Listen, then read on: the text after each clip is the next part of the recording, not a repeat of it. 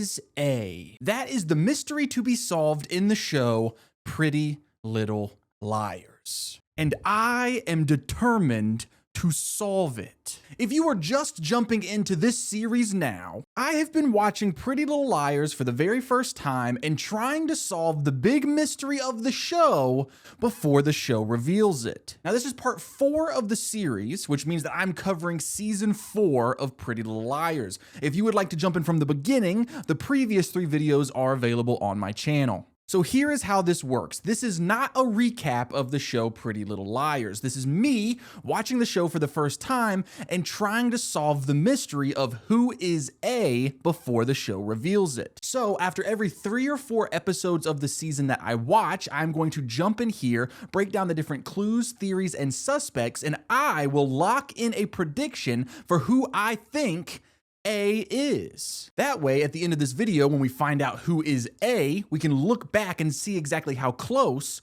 or how far I was from getting it correct. In the first 2 seasons of the show, the big mystery that we're trying to solve is who is A, and we actually get a reveal at the end of season 2. However, we find out that there is a bigger A red coat A, as we have come to call her. An A who has been in charge the entire time, and that is the mystery that we have been trying to solve last season, season 3, and this season, season 4. Okay, that's enough yapping from me. I'm super excited to jump back into this show, so let's jump back into the show. Tuesday, June 11th, Pretty Little Liars is back. I need to find out who Redcoat is. She tried to kill all of us. I love solving mysteries, and I have solved a new mystery that you all need to know about. Opera, the sponsor of this video. This web browser from the future comes with some really amazing features and tools. One of my personal favorite features is Opera's Tab Islands, which allows you to group tabs based on project, themes, or subject. You can group your shopping tabs together, your travel tabs. You can even group all of the tabs of all of my videos that are open, because you guys are watching like 10 of them at the same time, right? And the tabs can be collapsed and expanded, so that way everything is neat and organized at all times. Another Opera feature that I think is super convenient is the split screen feature. You're able to open 2 documents or pages within the same window, so that way you don't have to open up 2 separate and constantly switch back and forth. This personally makes it very easy for me when I'm watching something and taking notes at the same time. Speaking of taking notes, I like to use the pop-out player feature while I'm writing. It allows me to listen to music without interrupting whatever I'm doing in the browser. And it keeps me from having to listen to music on my phone, since I can just detach the player and move it wherever I want, even outside of the browser. And since I watch a lot of videos while working, it's very convenient that the player automatically pauses when I start a video. And I can have the control on my screen without the need to change the screen while I'm working. Plus, you can access Aria. Not this one. Aria is actually Opera's free built-in AI tool. You can access it conveniently via the command line just by using the quick shortcut Command/ or Control/. It opens up with minimal distractions, and there's no need to open a new tab, which makes accessing it a part of the workflow instead of interrupting it. You can ask it questions, get it to help you write a resume, or find out where Pretty Little Liars is streaming, so that way you can watch along with this video. And that's only the tip of the iceberg. With all of the incredible features and tools that Opera provides, it's no mystery on how it became one of my favorites. Get it? Mystery? Because of my channel? Try Opera for yourself. Check out the link down in my description. Thank you so much to Opera for sponsoring this video. Let's jump back in to Pretty Little Liars. Tuesday. The line between friend and enemy is crossed. A asked for it in exchange for something that I wanted. Did you think that making more deals with the devil was gonna protect us? We are so back, dude. I love Pretty Little Liars. I just watched episode 1 of season 4, and dude, this show is insane. We do actually get some pretty wild answers to some questions that we have from season 3, and some questions that I've had since season 1. Now, obviously, the big question that we have is the one that this video is all about, this whole video series is about, which is, who is A. Or in this case, who is Redcoat. And Redcoat is like super A. The A that has actually been in charge this entire time. Or not the whole time, but like, well, we'll just jump into it. So if you don't remember, in the finale of season 3, Redcoat, who is in charge of the A team, which is the group of people who have been harassing our main characters the entire time, Redcoat has a plan to get the girls all together at a lodge and then burn the lodge to the ground with them inside of it. And it almost works, but someone pulls the girls out of the lodge, saving them from the fire. Well, the girls think, and when I say the girls, I mean the 4 main characters. I'm talking about Arya, Hannah, Emily, and Spencer.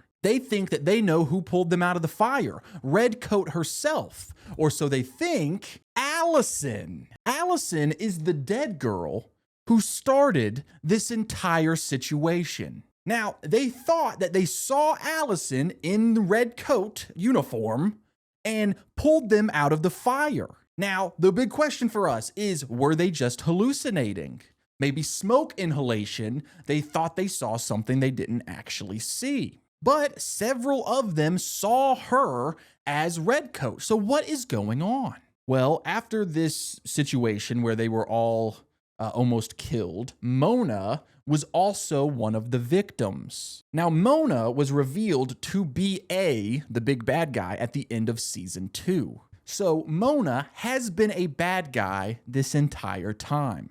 But now it almost seems like Mona is a part of the 4 main girls. She is a victim of A. And now that Mona is on the same side as the main characters, she is giving them information that they did not previously have. For example, she tells the girls that she has no idea who Redcoat is. She says that Redcoat came to Rosewood and joined this A crusade after Mona was caught at the end of season 2 and put into Radley's, which is a mental hospital. Now, what that leads us to believe is that Redcoat is actually new to the game. Redcoat has not been here all along since season 1, right? This insinuates to us that this has not been the evil mastermind all the way back since the very beginning. This is someone who jumped in at the end of season 2. But then something else happens in this episode that leads me to believe, wait, no, that can't be the case. I truly believe that Redcoat has been here since day 1, maybe even before day 1. And Redcoat A has been the evil mastermind since the very beginning, even if Mona didn't realize it. I'm gonna get rid of the hat.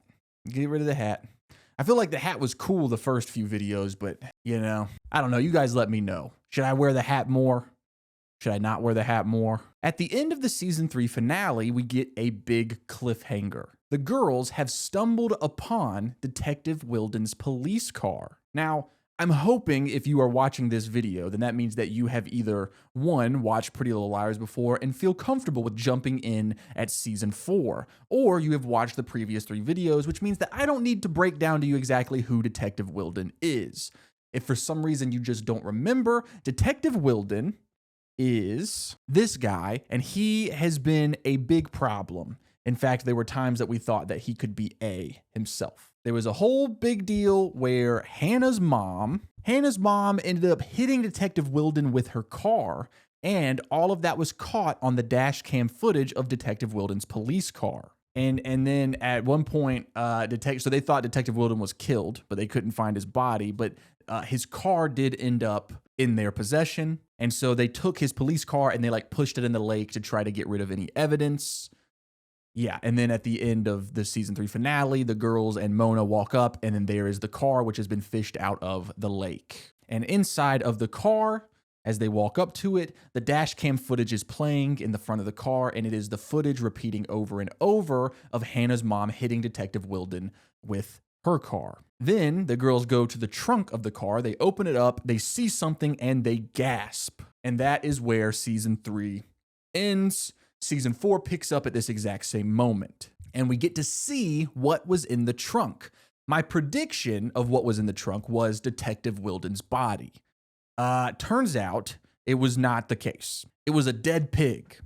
which, a little on the nose, maybe. And it continues to show that A is the greatest supervillain of all time. While they are standing here at the police car, Mona, who, we've always seen as the bad guy, has jumped into action. She jumps into the front seat, removes the footage of Hannah's mom hitting Detective Wilden with her car, and they haul ass out of there. Mona wants to protect Hannah's mom. And even though Mona has been terrorizing the girls and doing some truly honest-to-God messed up things, it does seem like she does care about Hannah and her family. Plus, this whole episode 1 of season 4, kind of is about establishing Mona as one of the good guys now. She is a part of the main group, which we'll get into in a few minutes. After the girls make it back home safe and sound, Mona starts giving them a ton of information about everything that she knows. And this is where we get some truly big answers. Mona tells the girls that which A was the one that gave Emily a massage at the massage parlor that time. That would be Lucas, the yearbook guy. Y'all remember that? Y'all remember that moment? It is insane how far into the show we've gotten where I just mentioned a character that I haven't thought about in a while. We have watched 70 episodes of this television show so far. That is 70 hours of television. I have put out 3 previous videos for a total of like 9 hours of just me yapping, talking about this show, trying to solve the big mystery. So if you are still watching at this point, thank you. We have been on a journey together, and we still have so much more to go. But yeah, Mona says that Lucas is the one who gave Emily the massage that time. Why she chose to give them that information first out of everything, I don't know, but it's very funny. She also tells us that she is not the one who pushed Ian off the bell tower, killing him at the end of season 1. And she says that she wishes she knew who did it. Now remember, because this was all the way back in season 1, Ian, who was Spencer's sister, Melissa's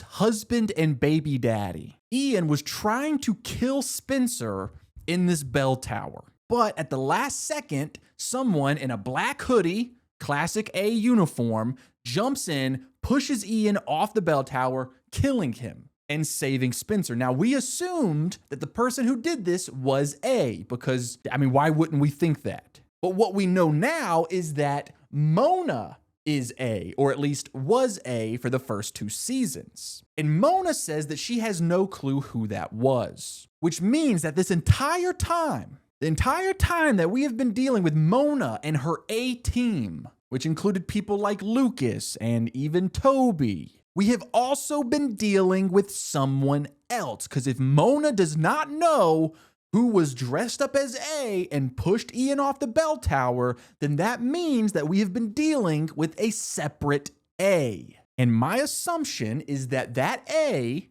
that pushed Ian off the bell tower all those seasons ago is Redcoat. The Redcoat A that we are trying to figure out identity now. My assumption is that the kind of darker, more gruesome things that we have seen happen in this show, the pushing Ian off the bell tower, killing Garrett on the mystery train on Halloween last season, kidnapping Arya and trying to push her off a moving train, all of these very serial killer type activities was Redcoat.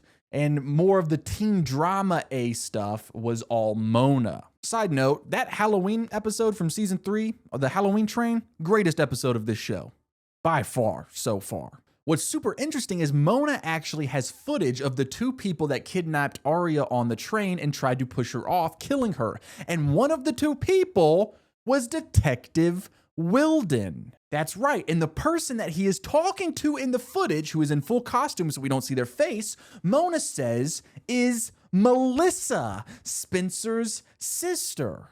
Now, the footage goes away because A hacks Mona's computer and just wipes everything right before the person in the video was about to take off their Halloween mask. So we do not know for certain that Melissa is the one in the video, but Mona says that it is. Now, in the footage, we hear Detective Wilden say, and I quote, "Garrett is going to tell them everything. We have to stop him." And then Garrett ends up dead that night. So, I can put 2 and 2 together. Seems like maybe Wilden is the one who killed Garrett. Now, either Wilden is working with Redcoat, or he's just trying to cover his own ass. Because, you know, there's this whole thing, you guys know, there was a whole thing, he was involved with Allison before she died.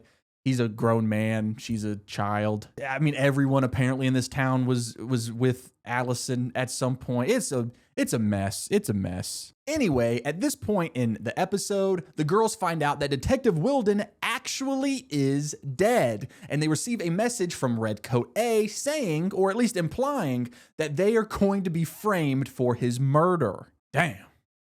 Here we go again. So the mystery that we are trying to solve is, who is Redcoat A? This is the insane serial killer psychopath version of A. This is no longer about the teen drama version of A, who's going to tell so-and-so that so-and-so was making out with so-and-so. This is about cold-blooded murder. So who are our suspects? Who are our suspects? Our suspects. I know you guys make fun of the way I talk a lot. I'm a person. I have feelings. If I want to call Spencer, I will. Because I don't know if you know this, but a lot of the characters in the show are from like the South area, or at least family members are. And so maybe they say it how I say it. Spencer. Spencer. Hey, yeah, Mona is always an option. However, this episode does seem to go in depth, saying that Mona is no longer I'm not going to say suspect, but she is definitely a victim. She is a plaything for Redcoat, just like the other 4 girls. And this is made very clear to us in 2 separate incidents in this episode. At one point, the girls and Mona, they're all together and they stumble upon like a group of girls playing on the playground with dolls. And each of the dolls that the girls are playing with are named Aria, Hannah, Spencer, Emily, and Mona. And the dolls are dressed to look like the main girls and Mona. And when they ask the little girls who are playing with their dolls, hey, where did you get those? The little girl says, your friend, Allison. Now, the metaphor that we see a lot in this show is that A plays with the girls like they are dolls. They are her playthings. And that's exactly how Allison treated them before Allison died. So, when Mona is included as one of the dolls on the playground, it is strongly insinuated, at least to me, that this means that Mona is now one of the playthings. She is no longer the person playing with the dolls. And we actually get a second instance of this in the episode. At the end of pretty much every episode, we get a point of view shot from A's perspective. It's like a little end credit thing. Well, in this end credit scene, it is a particularly disturbing one. We see someone in black and a black like mourning veil. And this is actually the second time that we see this person in this episode. The girls are at Detective Wilden's funeral and they see this same person with the black veil at the funeral. And at the funeral, the girls keep being like, who is that? Who is that? Who is that? So to me, that means that it's probably pretty important whose identity that is. Well, now we see her once again, the lady with the black mourning veil, and she is playing with these dolls, and she's setting them in a dollhouse. And the doll that she is placing into the dollhouse is dressed exactly like Mona. And she sets the Mona doll right beside the other 4 dolls that are dressed like the other main girls, which symbolizes to me that this is specifically telling us that Mona is now one of the playthings, no longer the person in charge. We also then see the veiled lady turn around and we just see like a shrine to Allison on the wall. And then she pulls back her black veil and we see that she's wearing a mask that looks like Allison's face. It's super creepy. But it's also super important because the mask is burned on one side. And this is important because when Mona is telling the girls what she knows, one of the things that she mentioned is that she does not know who Redcoat is, but one time when she was with Redcoat, she caught a glimpse of her face and she was wearing a mask that looked like Allison. That leads me to believe that the person in the mourning veil with the creepy Allison mask underneath is Redcoat A. And since she's wearing an Allison mask and we know that Redcoat pulled the girls out of the lodge fire, then what I believe to be the case is with all of the smoke inhalation and everything going on, the girls saw the Allison mask and thought, oh, that's Allison. But then that opens a whole new playground of questions for me. If Redcoat A is the one who set up the plan to burn the girls alive inside of this fire, why would Redcoat A be the one to pull them out of the fire, saving their lives, and, getting close enough to the fire where a burn mark happened on the mask? The girls think that maybe this is because a cat always plays with its food before eating it. And I just don't know if that's the case. They've been getting played with for a long time now. Why set up this giant plan to kill the girls in a fire and then save them from the fire as the plan is going according to plan? Another thing that we know specifically from this episode is that Jenna was also there the night of the fire. We know this because she has a burn on her hand. And we know that Jenna was a part of the A-team in some capacity. There are lots of people who are involved in this. Jenna, Melissa, Lucas, Toby, Ian, Jason, Garrett, Wilden. These are all people that we know have had some sort of direct relation to A. Whether it be the Mona version of A or the new Redcoat A, or the version of Redcoat A that's been here all along, apparently. Jenna even makes a comment about Allison in this episode. She's talking to Emily and she says, and I quote, "Everyone who saw Allie the night she disappeared has been waking up dead. All of the people that were connected to Allison and then also connected to A have started dying off." Like, we found out that Wilden is one of the people on the train that tried to kill Arya and then most likely killed Garrett, who died on the same train. We know that Wilden was involved with Allison before Allison disappeared, right? And so, he was involved with Allison, then he became involved with A to some capacity, and now he's dead. That sounds pretty familiar. Do you remember the character Ian that we were talking about? Spencer's sister, Melissa's husband and baby daddy. Ian was involved with Allison, then involved with A, and then he was dead. And it does not end there. Every single time one of the main girls are injured or in danger, someone shows up to save them. Someone pulled Emily out of a little fire one time, and Emily could have sworn that it was Allison. I mean, they even had a conversation, I think, if I remember correctly. Could that just be Redcoat wearing the Allison mask? And Emily, who was in this kind of messed up state, just thought, oh, this is Allison? When Hannah was ran over by A, which I'm pretty sure it was Mona at that time, she ends up in the hospital. Pretty drastic injuries. Who walks into the hospital room? Allison. And Hannah could have swore, I mean, she was on a lot of drugs, obviously, being in the hospital, pain medication, but she could have swore that that was actually Allison. Could it have just been Redcoat in the Allison mask? When Arya was being drugged by her dad's girlfriend, who showed up to save her?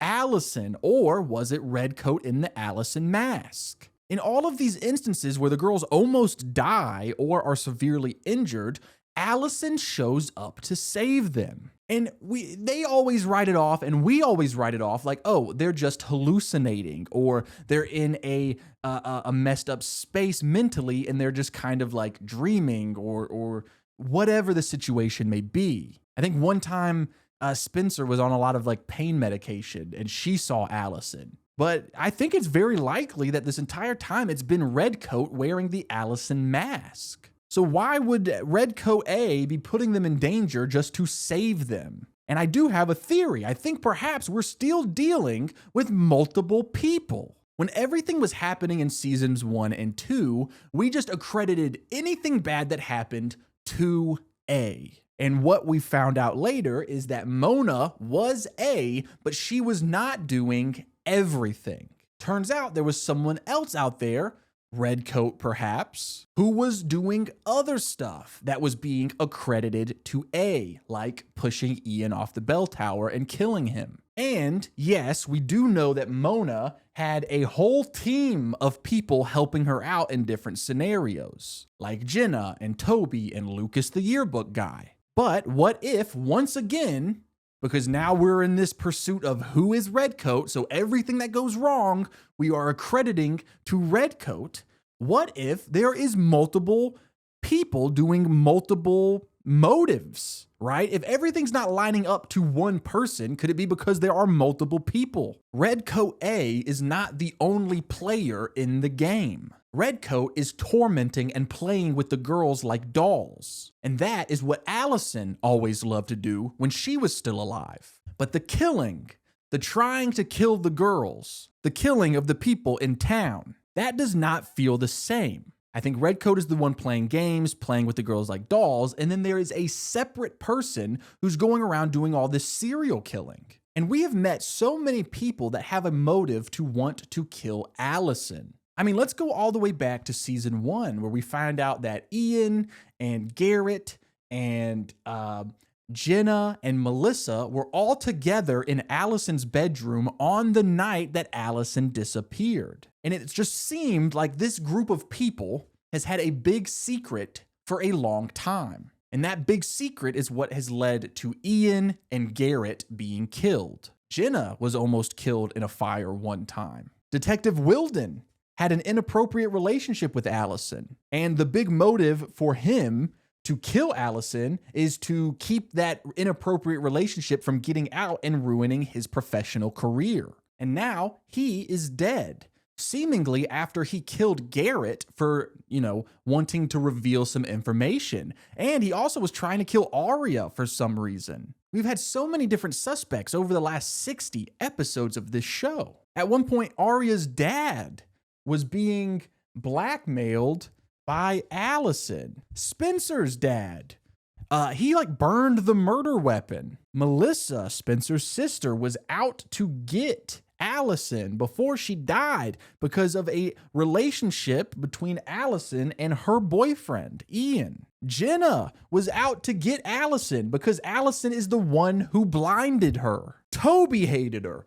Lucas hated her. Everyone in this town hated her. People like Noel Khan, Jason, her older brother. This guy, he was a suspect. Spencer was a suspect. That girl Cece that we met last season, is she even on the wall? I think I forgot to print out her picture, but she was a major suspect for a while last season. Every single person who had ever met Allison has been involved in this chaos, this circle of voluptuous, terrible terror. Everyone either hated her, was hated by her, tormented her, or was tormented by her. I think the reason that all of this has gotten so complicated is because it is not straightforward. The reason that Detective Wilden tried to kill Arya and killed Garrett on the mystery train isn't because he's Redcoat and he's the evil mastermind. It's because he has his own shit. And so he made a lot of bad decisions trying to cover up his other bad decisions. And all of Wilden's decisions get more and more chaotic as the lies pile up on top of the lies.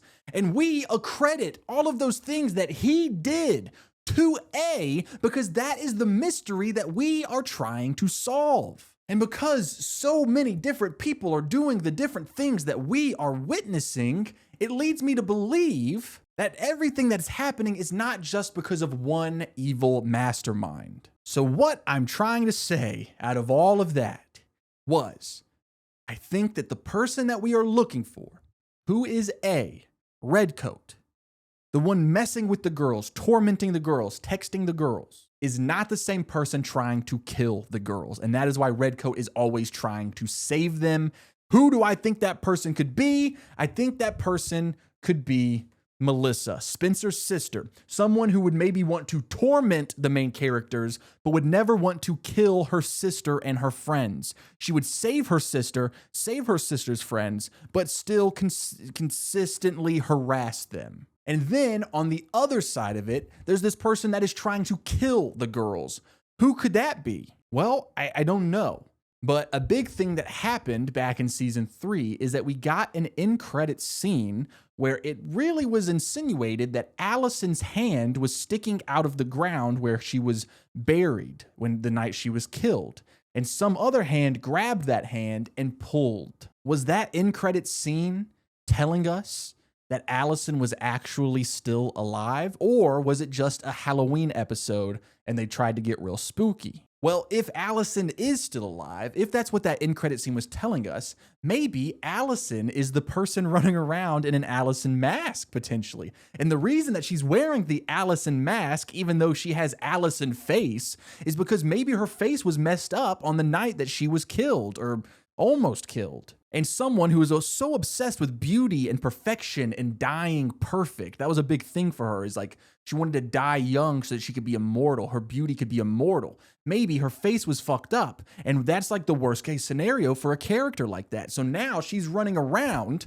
with an Allison mask of what she used to look like, and she is doing all this crazy stuff. But then I also have an even better idea than the dead girl that we have been trying to solve murder for 60 plus episodes being alive suddenly. What if it is someone who is obsessed with Allison and wants to become Allison? Someone who has a shrine to Allison in a room, someone who wears Allison's face on their face so that they can feel more like Allison. Allison's friends has dolls of them, plays with them like they're the dolls on the shelf. Could it be Cece, Allison's friend? Maybe. They seem to have some sort of mentor-mentee type relationship. But I also have another suspect, and that would be Allison's mom. Allison's mom is back in Rosewood as of this episode and has been building a shrine to Allison in Allison's old bedroom. So here's my theory, and this is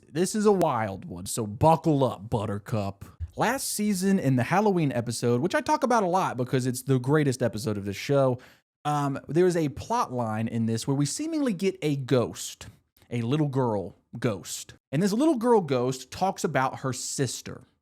And I had a theory back then, if you go watch last video, that maybe that little girl was Allison's twin sister, and Allison actually killed her own twin sister when they were very young. And no one ever knew about this because it was covered up. Who would cover up something like this? Obviously, Allison's parents. Allison's mom did this in order to protect Allison. Maybe the reason that she was willing to protect Allison over killing her other daughter is because she has always been obsessed with Allison. She has always wanted to be Allison, her daughter, who every guy wanted, even if they were way too old. Her daughter, whose friends worshiped her, her daughter, who was able to manipulate everyone because everyone was at her whim. She wanted to be her daughter so bad that when her daughter died, she snapped and she thought that she was her daughter. She started wearing an Allison mask. She started torturing Allison's friends in the same exact way that Allison did when she was still alive. Guys, I think I am truly cooking with this theory. Now, here's a big issue with that theory. Allison's mom has not been in this show for a long time, and I think the reason that she is so fresh on my brain and I want to point her out and suspect her is because she showed up again in this episode. And when you have gone through almost every character in this show and at one point accused them of being A and then later find out, oh, it can't be them, you start running out of suspects. And so when a fresh new suspect is brought in, a suspect that has been directly tied to Allison for her entire life, she doesn't necessarily have to be in the show all the time in order for her to be a major suspect, right? Because if you go, you know, if you introduce a new character, say we introduced a new character in this episode of season 4, episode 1, called Fred. And we said, hey guys, this is Fred. Fred is a new character. We've never seen him before. And then later on, we find out Fred is A. I'm going to be concerned. I'm going to be upset probably because we don't know Fred. Fred has not been around since the very beginning. Fred has not been around from season 1. There is no way in hell that Fred could be A because Fred was not around, right?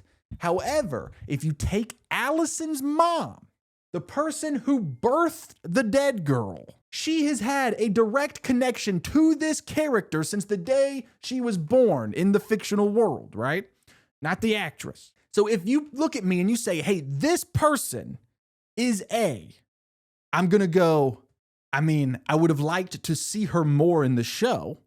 It's weird that she didn't really show up in a big away until season 4, episode 1, but I at least understand that Allison's mom has always been a part of Allison's story. So yeah, I do think that the logic is sound. It feels a little bit desperate on my part, but that's okay because this is only episode 1. We have a long road ahead of us. So yeah, I think that's what I'm going to lock in. I'm going to lock in Allison's mom for who is A.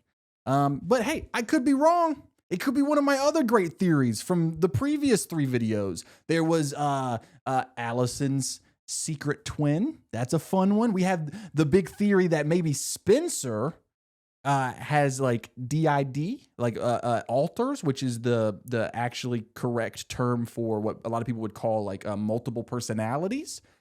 Like the theory was, of course, like not that she killed Allison because she has that disorder, but maybe the trauma of killing Allison is what led to that disorder, and she does not even remember doing all of these things and being A. We had a fun theory that it was Ezra all along.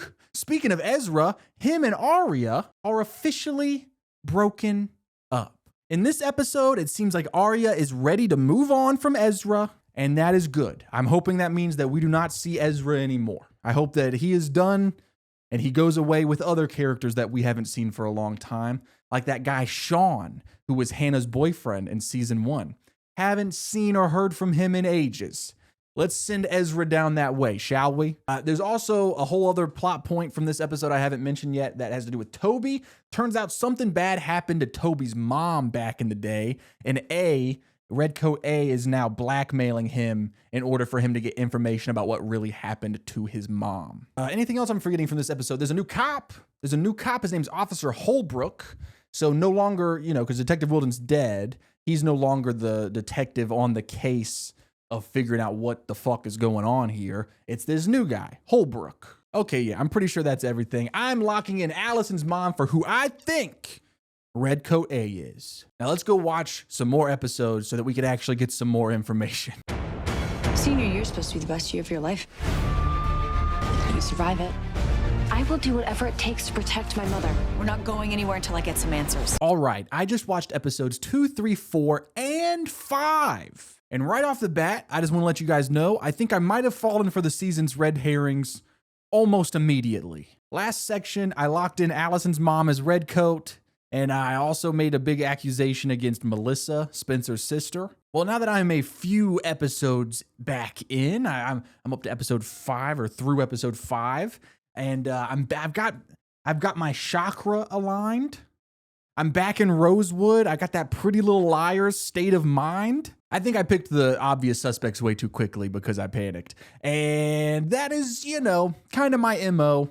I do that a lot. Now, what is really interesting is that in episode 4, we get a pretty big revelation. And it really, truly cracks open the mystery that we have been trying to solve all this time. But I will get to that. There are a handful of story arcs that are happening in these 4 episodes that I just watched. 1, did Hannah's mom kill Detective Wilden? Not when she hit him with the car. Later, when he gets shot. 2, did Melissa kill Detective Wilden? 3, is Mona on the girls' team now? 4, what happened to Toby's mom? 5, are the 2 new detectives in town out to get the girls? What's the deal with the creepy Allison masks? I dropped the numbers because I realized there was too many. And then where does the phone number that the girls got from the parrot lead? Yeah, I said phone number from a parrot. This show is incredible. All right, let's start with, did Hannah's mom kill Detective Wilden? Honestly, still up in the air right now. Things not looking good. The cops are building a solid case against her, and Hannah finds a gun in her mom's closet. The gun belongs to Hannah's dad, who is not on the board. He's not really in her life either, so I don't think it's a big deal that I didn't put him on the board. There's limited space, people, but this is Hannah's mom. This is Hannah. You guys know the characters. This isn't our first rodeo. Hannah's dad said that his gun went missing after Hannah's mom visited him. So seems like she took his gun. Hannah's mom visited Wilden while she was supposed to be in New York, but she was not in New York. Now, whether Hannah's mom killed Wilden or not doesn't really matter to me. You know, we already knew he was a dick, but then we find out more information about him. It's just like, I hope she killed him. Someone killed him. Does it really matter who killed him? The part that really sucks, though, is that in an effort to protect her mom, Hannah takes the gun and goes to bury it in the woods at this college campus and gets caught by the police with the gun in her hand. This is not going to be good for Hannah or her mom. The next question, did Melissa kill Detective Wilden? Honestly, probably. That feels more likely than what's all been going on with Hannah's mom. It feels like Hannah's mom might be getting framed. And so, you know, Melissa doing it kind of makes more sense. And we do get a pretty crazy scene with Melissa in this batch of episodes that, I mean, really break this mystery wide open. The girls find a mask that looks like Allison's face in Allison's stuff. Now, obviously, after everything we talked about in the last part with Allison masks, that means that this is very important. There is a label on the mask that leads them to the guy who made the mask. They go and visit him at his shop and they get information from him. He says that he has made quite a few of those masks. Hard ones, like the ones that we have seen so far. It's like almost ceramic. It's a hard, creepy doll-looking mask. But he also says that he has made soft ones, which is interesting because we've only ever seen A wear the hard mask. But if he also made soft masks, almost like latex or whatever, I bet those look more realistic. And that could be the mask that A is wearing when the girls think that they are actually seeing Allison. He tells them that Allie wanted the masks made so that her friends could look just like her. So it seems like Allie is actually the one who started this whole mess about, you know, having masks of her face. But get this, the mask maker also has a mask of Melissa's face. So that is very interesting, right? What is Melissa doing with this mask man? Well, we do find out. Melissa went and visited the mask man for the same exact reason that the girls did. She wanted to investigate the Allison masks. Because Melissa is kind of freaking out. She thinks that Allison is actually still alive. And so Melissa's running around trying to figure out if that's even possible, or if the reason she thinks Allison is still alive is because someone is running around with an Allison mask.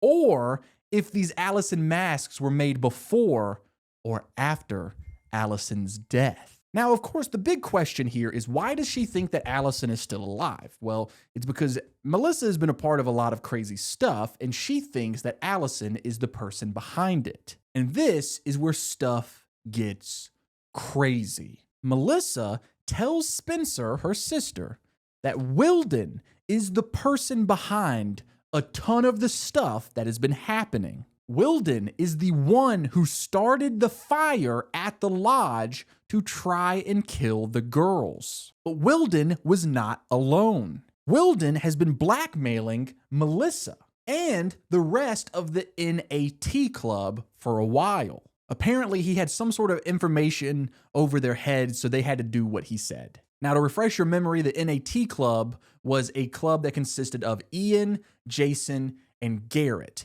Ian, of course, was Melissa's husband. Jason is Allison's older brother, and Garrett is the cop that was killed last season. On the night that Allison disappeared, all of them were together in Allison's bedroom the night that she disappeared. This was a major storyline in one of the earlier seasons. We never got a clear answer what connected all of these people together and why they were there that night, and really any answers about anything to do with any of them. But we do know that some sort of secret has caused them to stick together after all this time. Several of them have died because of this secret, and Wilden was blackmailing them because of whatever secret. But Melissa says that Wilden is not smart enough to do all of this on his own. Someone was helping him and telling him what to do. I'm assuming that that person is Redcoat A. And Melissa is freaking out because she thinks that the person who's been helping him this whole time is Allison, and that Allison is still alive. And we get a pretty big revelation about something that happened on the night of the lodge fire, which almost killed all of the girls. Spencer says, "You sent Jenna and Shauna to burn down the lodge?" And Melissa says, I sent them to watch you. In fact, Melissa says that she has been protecting Spencer since before this even started. So what does this mean? Melissa has been a part of a lot of shady stuff in the previous, 3.5 seasons. Now, she claims that everything she has done has been to protect Spencer. Protect her from what? And what is the big secret that Melissa and her friends had that has caused them to be targeted by Redcoat A? And does that mean that Redcoat A killed Detective Wilden because she was done with him? Or because he knew too much and he threatened to flip on her? Or I just don't know. I don't know, but there's a lot going on. Let's move on to the next big question that we have, which is Mona actually on the girl's side now? Or is it all a big trick? Like, what's the deal? Well, it does strongly seem like Mona is one of the victims at this point. A even attacks Mona in her car at one point, almost killing her. And then when the girls manage to save Mona, A in the car turns around, tries to run them all over. But then after that, Mona has been pretty much AWOL in a lot of these episodes. AWOL, it's just occurring to me. I don't know what that stands for. Like, obviously AWOL means like missing or like not here, but AWOL, actually without living. AWOL, absent without official leave, but without intent to desert. So absent without official leave. We're learning a lot. So yeah, she's been kind of missing for a while. So maybe she is still up to no good, or maybe she's just trying to figure out what is going on. I don't really know. Let's go on to what's happening with Toby and Toby's mom. We get this whole plot line. Toby is being blackmailed by A. Turns out Toby's mom was a patient at Radley's. That is the mental hospital where Spencer and Mona both spent time. While there, she stole a key, opened up a window, and jumped. But it looks like there may have been more to that situation. For instance, the way that the window is laid out in the building, it would have been a pretty far jump to get out and over an awning underneath her. There was also a recorded conversation that same day where this happens, where she was in good spirits and very excited to see her son Toby. So Toby goes on this crazy journey to find the doctor that she talked to. The doctor seems to have Alzheimer's. He's a little bit older now, so he is not much help, but he does say something pretty crazy. As Toby is walking away, the doctor, I guess due to whatever situation he is in, forgets that Toby's mom is dead and thinks that she is still alive. And so he yells out, and I quote, "Tell her to stay away from that girl, the blonde one." And Toby is like, what? And basically what this is insinuating is that maybe Allison had something to do with Toby's mom's death, or at least someone blonde, but there are very few blonde characters in this show. It's pretty much Hannah, Allison, Jason, and Detective Wilden, and half of those aren't even girls. Oh, Cece. Cece's blonde. Oh, and so is Allison's mom. This is something that's come up before in my videos, but it's like the amount of brunette characters in this show is pretty astounding, and I almost wonder if it's on purpose. Like even when we get new characters, they're always brunette, and I wonder if it's to like make sure that we don't confuse Allison. But I mean, Hannah, I don't know. It's just weird how everyone is brunette in this show. So it feels like it's got to be Allison, who is the blonde girl that Toby's mom needed to stay away from, which, side note, guys, it's kind of impressive how many lives Allison has been involved with and kind of ruined. It's like, I know this girl was not going to class because her day was just, her calendar, her agenda, just 9 to 5, jam-packed with ruining people's existence. And she knew everyone. Every person that we have come into contact with in this show knew Allison. It's no wonder she ended up dead. She was a 15-year-old girl who knew everyone. There was no such thing as stranger danger for this girl. The main characters have gone to different cities. And like someone has just walked up and been like, "You Allison's friends?" And it's like, Jesus, what is it? Okay, let's talk about the parrot. Allison's mom gives the girls a parrot that used to live in Allison's grandma's house in Georgia, where Allison would share a room with this parrot. The parrot is named Tippy. The parrot keeps hearing, because it shared a room with Allison, it would repeat and mimic things that Allison did. Freudian slip. The things that Allison said and did before she died, the summer that she died. And one of the things that the parrot keeps repeating to this day is a song, but that song is actually the tone of a phone number being punched in. So it's like, beep, beep, bop, bop, beep, beep, boop. So, then the girls have to figure out what this phone number is. A steals the parrot. And there is a moment where in the end credit scene, it looks like A killed and fried and ate Tippy, the parrot. But then they very quickly reveal that that's not the case. A's a monster, but A's not going to kill Tippy. You know what I mean? I wonder if in the original edit, they do have A fry and kill Tippy the bird. But then PETA got involved and was like, dude, we do not want these teenage girls and Chase that are watching this show to think that it's okay to fry and eat a parrot. Which, fair enough, I'm impressionable, I get hungry enough, I might fry a parrot. I'm joking. The girls find out that the phone number that Tippy keeps singing is a local college dorm room, like in a sorority house. And they find a creepy ass room in the sorority house that just has a phone in the middle of the room. And that is the phone that Allison was calling constantly the summer before she died. So now we have more questions. Why was Allison calling this creepy ass phone in the middle of a sorority house?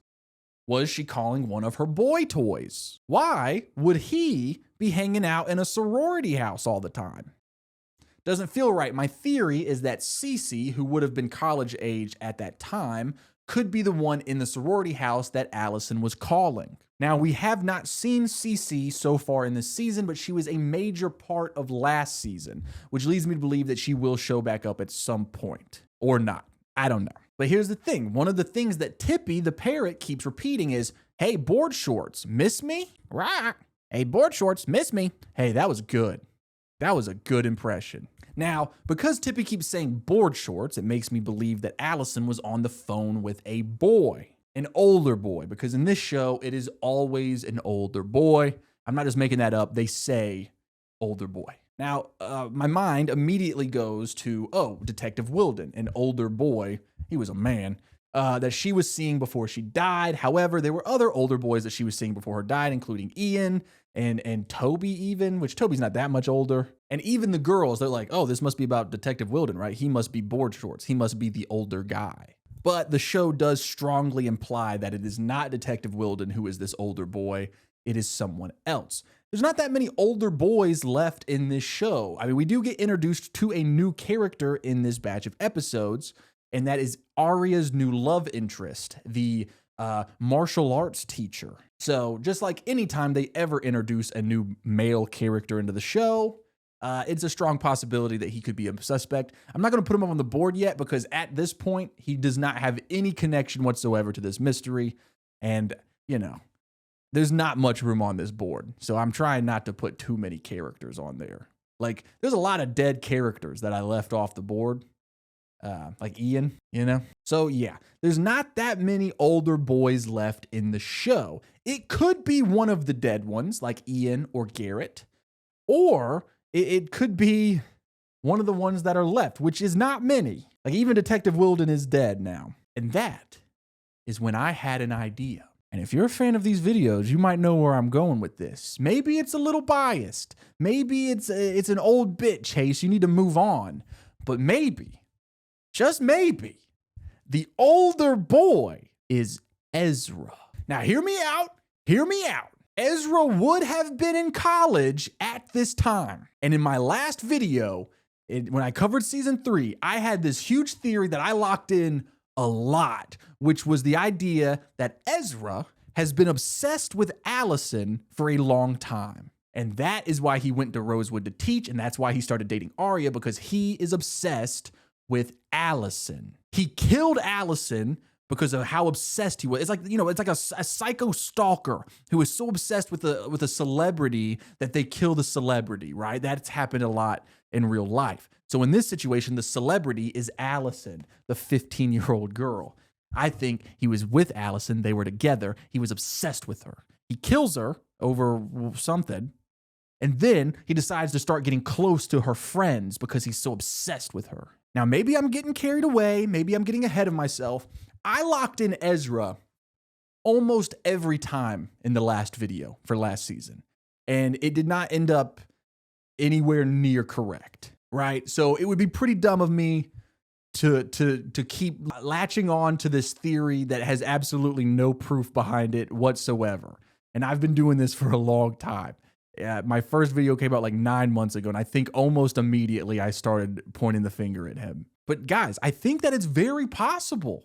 I mean, Allison was constantly going to college parties. He would have been in college at this time. Maybe Ezra is the older boy that Allison was seeing, or at least one of them, because we know that she was also seeing Ian and Detective Wilden and all that. So maybe that's it, because hey, that would give us a reason for why he's still in this goddamn show. Because at this point, Ezra and Arya have broken up. He is off supporting his new family that he has. Yet he is constantly mentioned and involved. Why? We have had love interests come and go in this show 1,000,000 times. If the big storyline, which is Ezra and Arya dating, is over, which I'm fairly certain it is, why is he still around? Right? There is something, like, if this is one of your main characters of the show, and up to this point, 60 plus episodes, the only thing that he has ever involved with is his romance storyline with his student, Arya. And now that storyline is over after 60 plus episodes. Are you just going to slowly kind of phase him out? So that way, if like something comes up later down the line, you can be like, oh, well, we can bring Ezra back. That'd be fun. Or like what you could do something more interesting with the character, right? One thing that they could do with this character is have A, kill him. Make me happy, make all the Ezra haters happy, and it would like be a meaningful, impactful end to this character. Or they could have him be the big reveal. He is Redcoat A. He has been the mastermind this entire time, which would be awesome. And it's what I've been really hoping for this entire time. But he's just still kind of around, right? He's just there. And so there's got to be a reason. Is the reason that he's just still kind of around because he is still important and we just don't know it yet? Or do they just have his actor under contract and they're like, well, I mean, we got to do something with him. Guys, I really, truly think just from, this isn't a fan chase perspective. This is like the writer chase, right? Which is like story structure wise. The most impactful thing you can do with this character is have it be revealed that he was dating Allison before Allison died. That would be insane work. Arya would lose her mind. It would make for amazing television. So I truly hope that the reason that this guy's still around is because they're going to do something super cool and interesting and awesome. I'm not hopeful because this would not be the first time that I'm like, Ezra could be a cool character. And then they're just like, nope, he's just still dating Arya. Anyway, let's figure out who A is. We got to lock that in. Immediately, I have to ask the question, is Allison actually still alive? Because it has been coming up a lot. And yeah, we do have the whole Allison masks thing to try to explain why people keep seeing Allison. But we do get some other moments that make me wonder, is this bitch still alive? One of the girls asks Allison's mom if she saw the body. And when it was found, right, we remember this because we've talked about this because this was one of our major theories from one of the previous videos is when the body was found, they did an autopsy and all that stuff. And so I was pretty certain that that meant that Allison could not still be alive. But then last season, we get a storyline where Toby dies and his body is found. And it turns out it was a fake and Toby was still alive. And that's when we were like, well, dang, well, if Toby can do it, then maybe Allison can do it. It was a whole thing. So one of the girls asked Allison's mom, did you see the body? Allison's mom says, no. Oh shit, my light went out. Allison's mom says no. The yellow blouse was enough. That is very interesting. They saw that the body, granted, it had been a year since she disappeared, almost to the day. So the body would probably have been decomposed a lot. But they saw the yellow blouse and just said, yep, that's her. And we know that A has a history of making fake dead bodies seem like people that are not them, right? With the whole Toby situation. So scientifically, it is possible that Allison is still alive. But the question is, where has she been this whole time? Has she been working with someone like Cece to like hide out? Or like perhaps she was even staying in that weird sorority room that Spencer found with the phone. Or if you don't remember, there was a whole mystery from a few seasons ago where someone was living in the house with Jason, and we never got the reveal of who was being hidden in there. What if that was Allison? And that leads us to a whole other thing of like, well, I mean, who would be better to be A and to know all of Allie's secrets and to know all of the secrets that Allie knew about other people that no one else knew? Who better to have all of this information than Allie herself? But then the big question is like, why? What started all of this?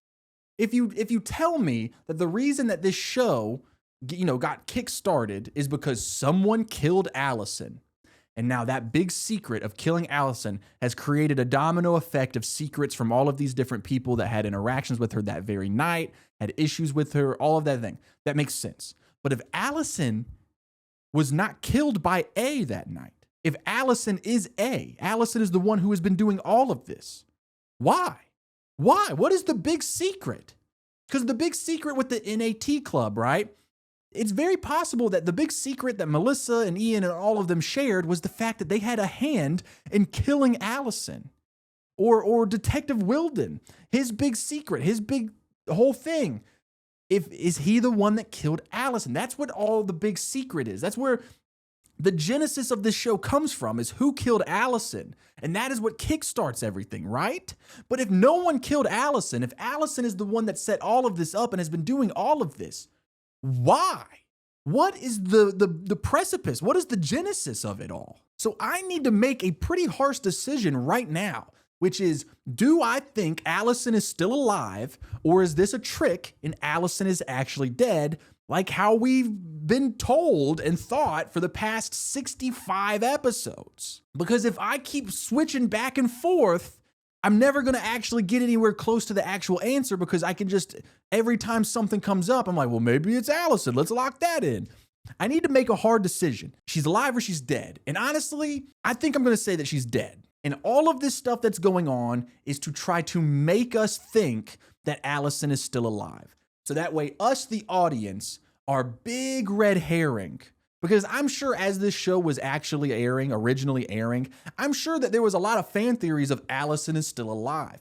And so I bet that the writers are using that to make it the giant red herring for this season, so that way we're not paying attention to the, quite frankly, very small list of suspects that we have left. It's actually kind of genius, because if every episode I'm like, who could A be? Maybe it's Allison, because Allison's still alive. And then we get to the end of the season and it's like, no, Allison has been dead this whole time. Allison is not alive. I'm going to look like an idiot, because the whole episode, this whole video, I'm just locking in Allison's still alive. Allison's still alive, when I really had no concrete evidence to support that theory. So Allison's dead. Who is A? Which leads me to a whole other dilemma, which is like, we're dealing with a lot of the same characters every single season. And the one thing that this show does really well and is really impressive is like, they'll take a character like Melissa. And this is a character that I was so certain was A several different times. Season 1, season 2, season 3, and even now. And then something will happen where it's like, no, Melissa is innocent. And so I just go, okay, Melissa is no longer a suspect. And then the next season, something happens and she becomes a suspect again. And that is very true for a lot of these characters. Especially like Jenna or even Paige, Spencer's girlfriend. It doesn't take long for the show to be able to convince you that one of these people that we had written off as being A entirely, making them a major suspect again. So I can't really trust the typical like, well, we know it's not Spencer's mom because of XYZ back in season 2. I kind of just need to look at the context clues and the potential Easter eggs that the writers are putting in the current episodes. For example, there's an episode where Arya is watching The Maltese Falcon. That is a film noir where a bird figurine is stolen. Obviously, there's some parallels to this, right? Because Tippy the bird was kidnapped by A. But in the scene that Arya is actually watching when we're watching the show, Arya says, and I quote, "It's a film noir. You're not supposed to trust anybody." And that makes me think, should we be looking at someone that we typically trust? We also get a moment where the camera lingers on a quote by Shakespeare for a little bit longer than normal. It's like the show really wanted us to read the quote. And the quote is, They whose guilt within their bosoms lie, imagine every eye beholds their blame. So this is a poem from Shakespeare where he talks about like the psychological torment of guilt or someone burdened with guilt, right? It's like Edgar Allan Poe's The Telltale Heart, which I think probably a little bit more well known than the Shakespeare poem. The whole idea being, if you are guilty of something, your own guilt and conscience, your own guilt and conscience is what's going to lead to your mental downfall. You're going to think that everyone around you knows what you did, even if they don't. So that could mean several things. It could be talking about the situation with Hannah's mom potentially killing Detective Wilden and how the guilt of that is driving her crazy. It could also be about Emily's parents, who are in these episodes accused of being like abusive to Emily, like child abuse allegations. Like it's a whole thing. Child services is involved. It's pretty crazy. But it could be talking about that, right? Because it very quickly, Emily's parents become so guilt-riddled and like worried about what everyone's saying about the situation. Or maybe there's a character that we see all the time that is constantly guilty or frazzled or worried. And the reason that they are guilty is because they either killed Allison or because they are A. And because that we see them freaked out and paranoid all of the time, we don't like pick up on the fact that they're being guilty. We do not realize that it's due to the guilt. We just think that's who they are as a character. So which of these characters in the show kind of match that description? And guys, I might be stupid here. I might be reaching. I might be digging in a well that has no water, so to speak. That was so dumb. But I think that Spencer actually matches that character description to a T. She's always freaked out and stressed out.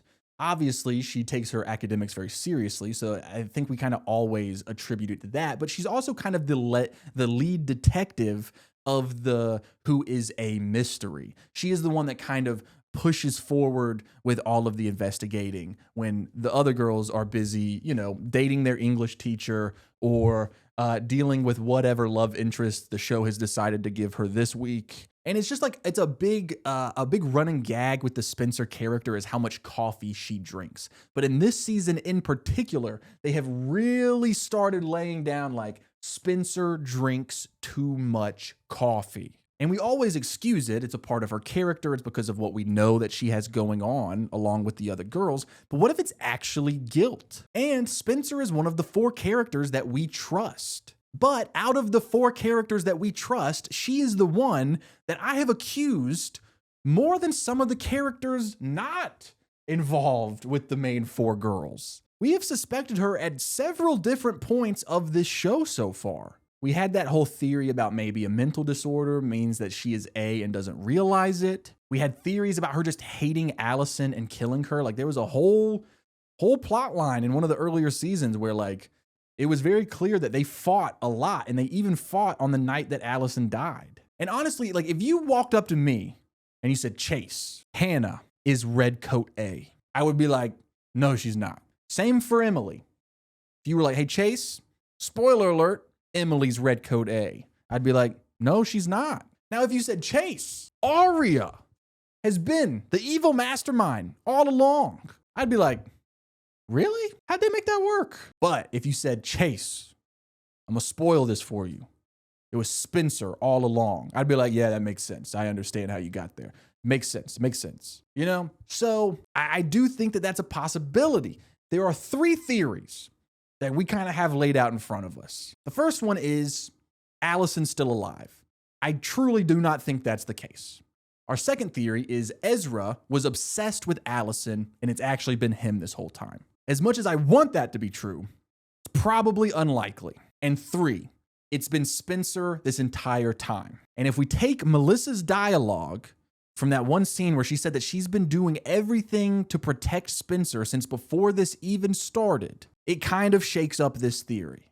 Because why would Melissa need to protect Spencer from herself? Unless this whole thing has never been about Allison. What if this entire thing has been about Spencer this entire time? Someone was out to get Spencer from the jump, and Allison was actually just collateral damage. Allison wasn't the intended target. Because let's not forget, Spencer also had a secret relationship with Ian. And that's a pretty good connection to the NAT club from the first 2 seasons. And honestly, whenever something A-related happens, it typically happens to Spencer. Spencer is always the center of the actual mystery. She is the lead detective.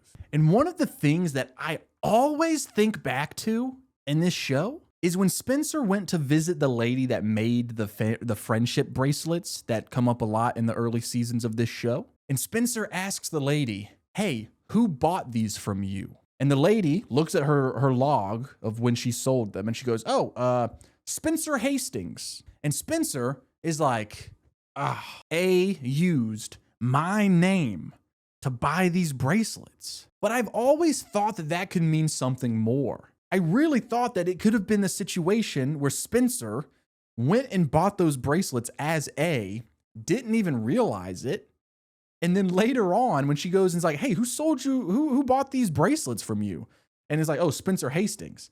What a fun little situation if that is the case, right? Because it's like, she's been searching for herself this entire time, which could be a pretty deep metaphor, right? You're trying to find who you are. But in this case, it's, you're the bad guy that's been harassing and killing people. So what if that's our situation? Spencer has been A this entire time without realizing it. And Melissa, her older sister, who is a genius in her own right, has figured it out and has been doing everything that she's been doing in an effort to try to protect Spencer. But my only issue with this whole theory is that Melissa genuinely seems scared and worried that Allison is still alive. So that kind of blows my whole theory out of the water. So who do I lock in? And honestly, I think I'm just going to go with my gut. I'm going to go with what I would do if I was the one writing this show, which is take a character who we have known since episode 1, a character who has never even slightly been accused of being a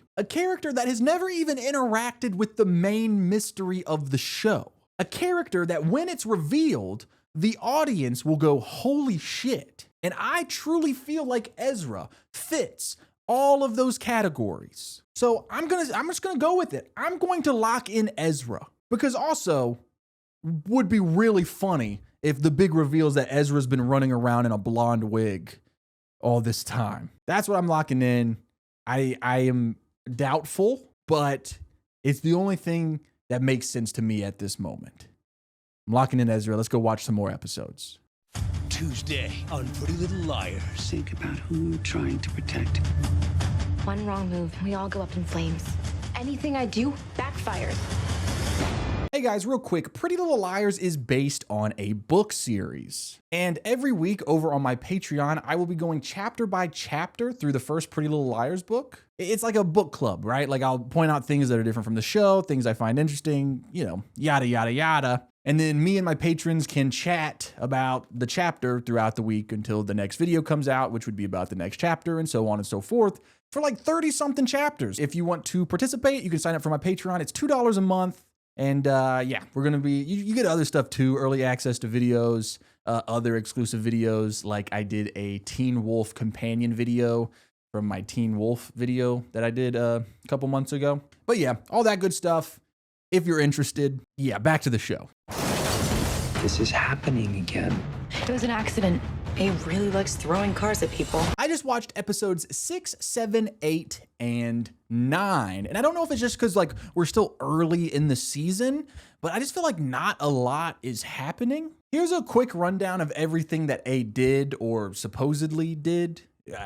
I don't know the actual culprits of all of these scenarios, but this is pretty much everything major that has gone on in this batch of episodes. A supposedly planted the gun that killed Wilden in Hannah's mom's closet. Hannah's mom said that she had the gun when she saw Wilden that night and that Wilden just took the gun from her. He was blackmailing her and she couldn't come up with the money to pay him off. And that is why they met that night. A might have destroyed a car that belonged to one of the boys on the high school lacrosse team.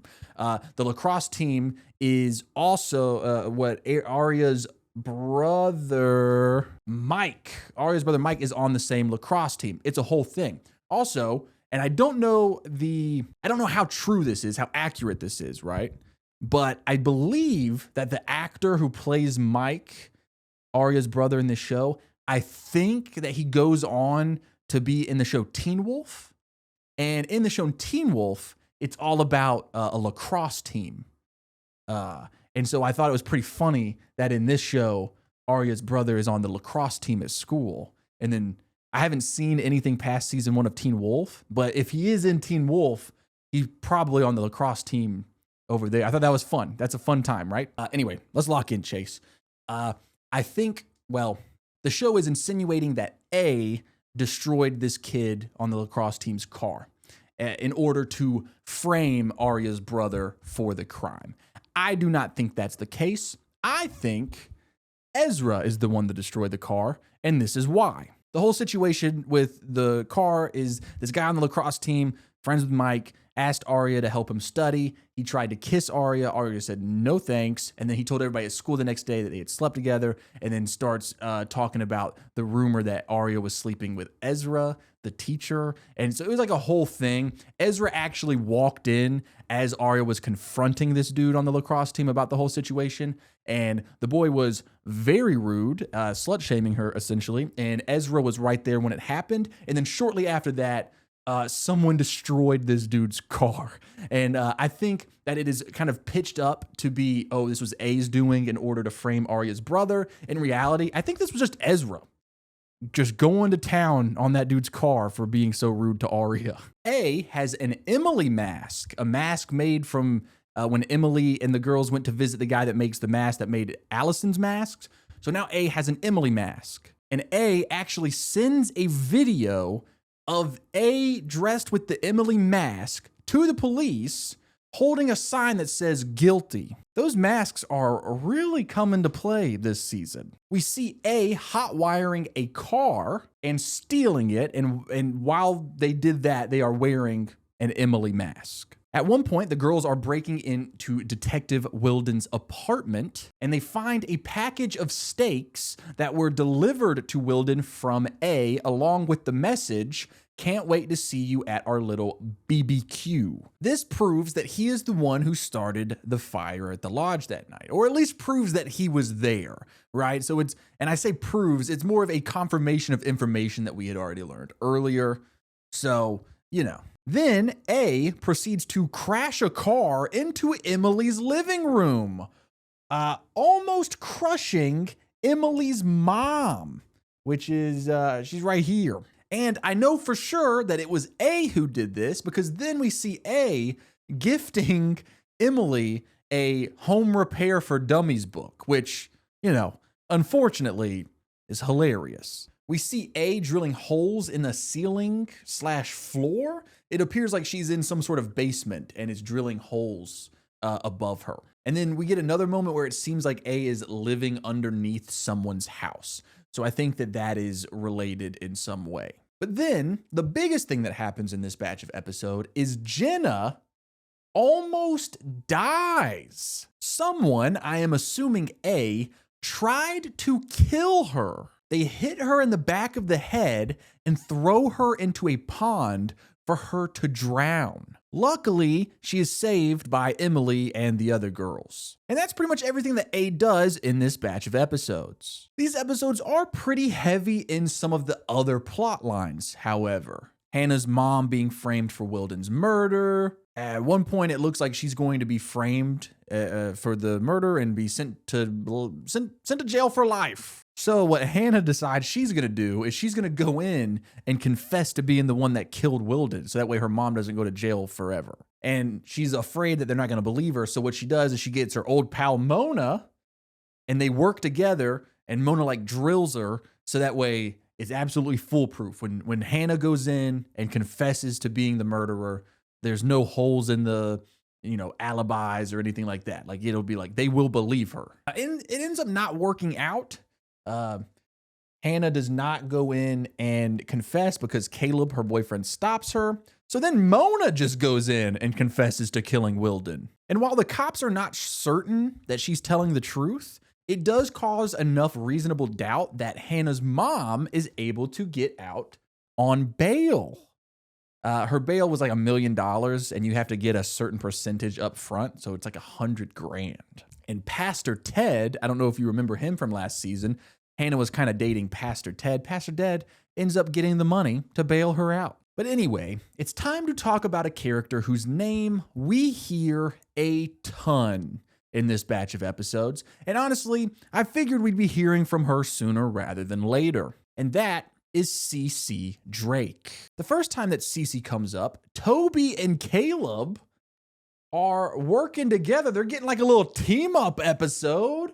Just the brochachos. They're working together to try to figure out who was flying the plane that Redcoat got off of the night of the lodge fire. Their investigation leads them to this like airport place where they meet a guy named Nigel who works there. And Nigel is like, sorry guys, says here the pilot was John Smith, no other passengers. And it was way too foggy up there at that lodge in order to land there. And that's when Caleb and Toby are like, how did he know it was foggy up there that night? So they go and confront him again, and Toby pulls out a lighter and threatens to set his little trash can at his cubicle on fire. So he's like, you better start talking, or else this little trash basket is gonna go up in flames. It's very funny because it's like the implication is that like Toby's like, I'm gonna burn this whole place down. But realistically, like, he threw a lighter in that little trash can. It's not gonna be that big of a deal. But Nigel takes the bait and he says, I was paid to cover up the flight plan, but I wasn't there, I swear. And then they keep pressing him, and they find out that the person who paid him to, cover up the flight plan, and if anyone comes and asks questions to shut it down, is none other than Cece Drake. Now, this is where things get complicated, because in that same episode, we see Nigel, who works at the airport or whatever, with A, which means one of two things. One, Nigel was told by A to tell them that it was Cece who hired them, which would mean that A is trying to frame Cece and is making Cece the red herring for the girls to go after. Or the guy could have just genuinely slipped up and said that it was Cece Drake who did it, even though he is working with Cece. We also hear Cece's name brought up again between Jenna and a girl named Shauna. We met Shauna last season. I almost never brought her up because I did not think she was going to be important. It seems like she is like here to stick around. Anyway, the girls overhear Jenna and Shauna talking one day, and it strongly seems like they are talking as if Allison is still alive. And so the girls try to corner Jenna in order to get some information out of her, and that is when Jenna almost gets killed by A. So they go to Shauna, and they're like, Shauna, did Allison try to kill Jenna? And Shauna's like, Allison's dead. What are you guys talking about?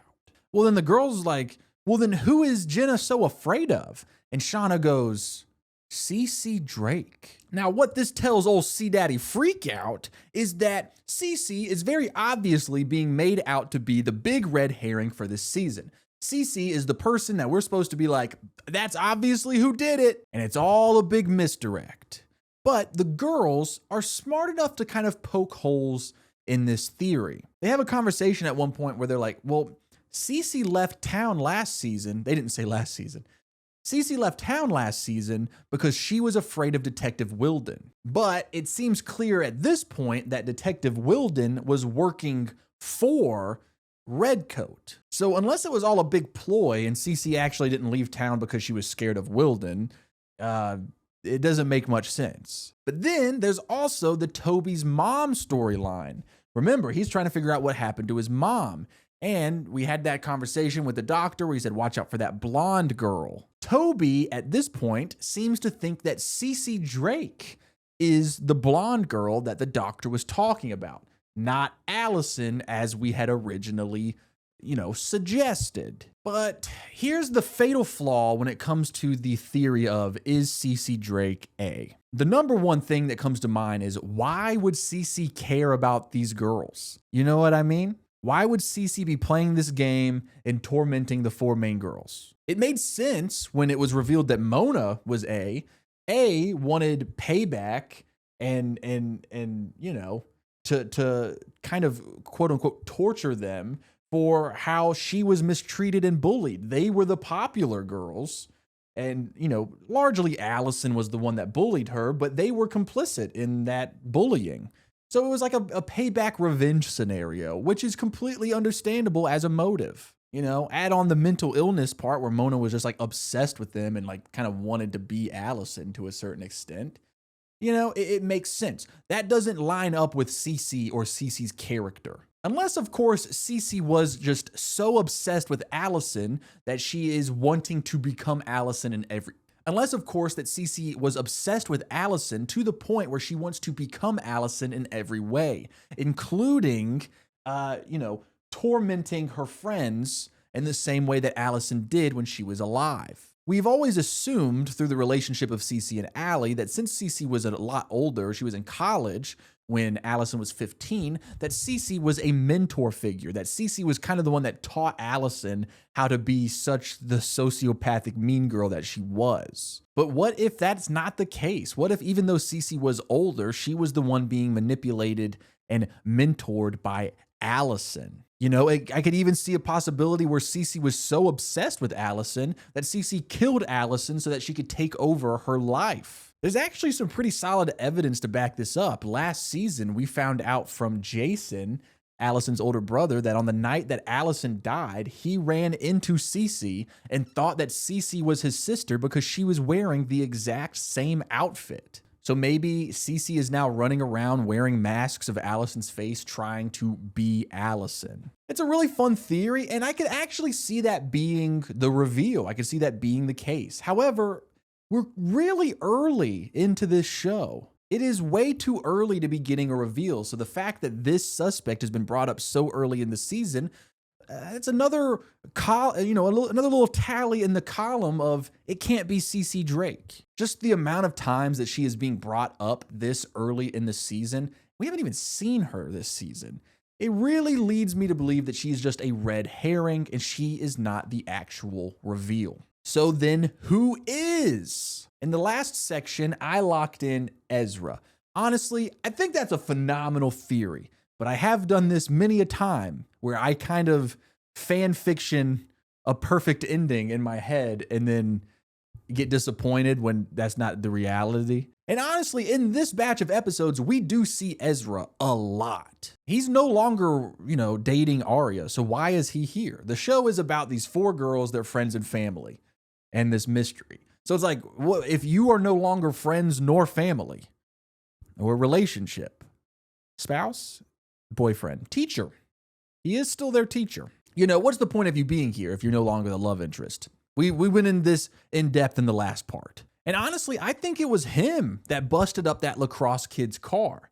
And what's very interesting is it's like, if it was him, then it would show off a very aggressive and violent side of him that we have never seen before.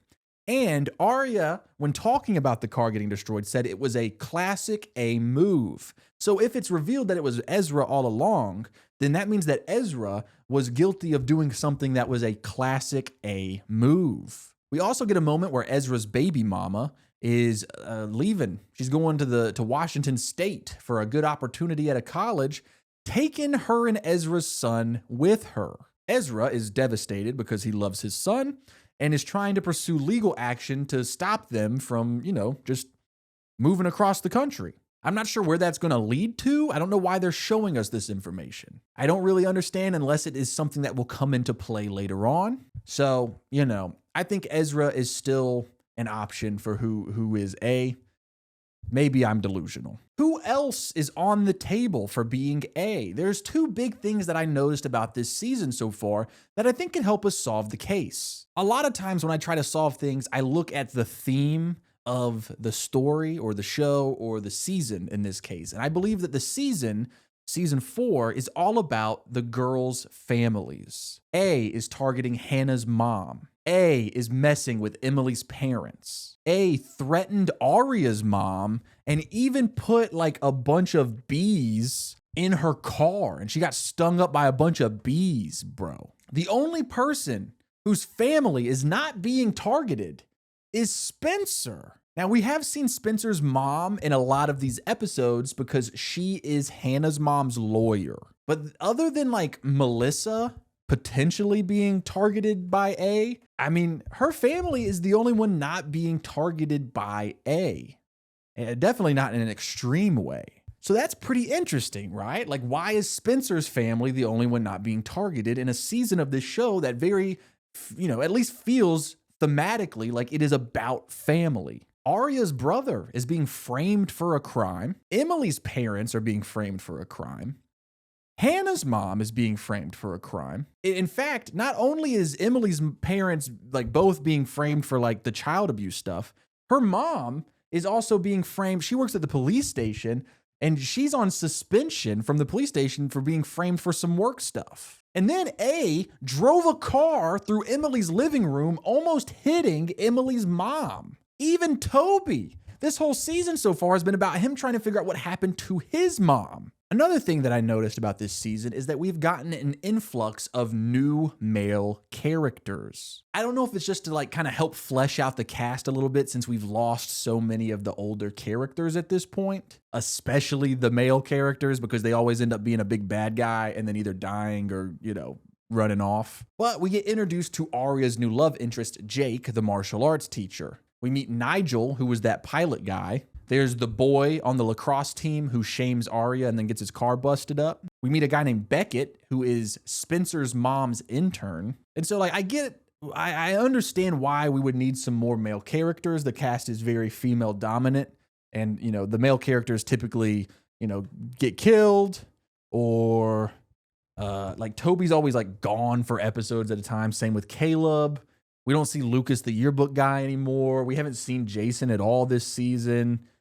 Ezra is very prominent, but I think it's because he's the devil. I really feel like Spencer's family is a great, almost like Rosetta Stone to try to unlock the mystery to this season because that's the only family that does not seem to be impacted by A this season.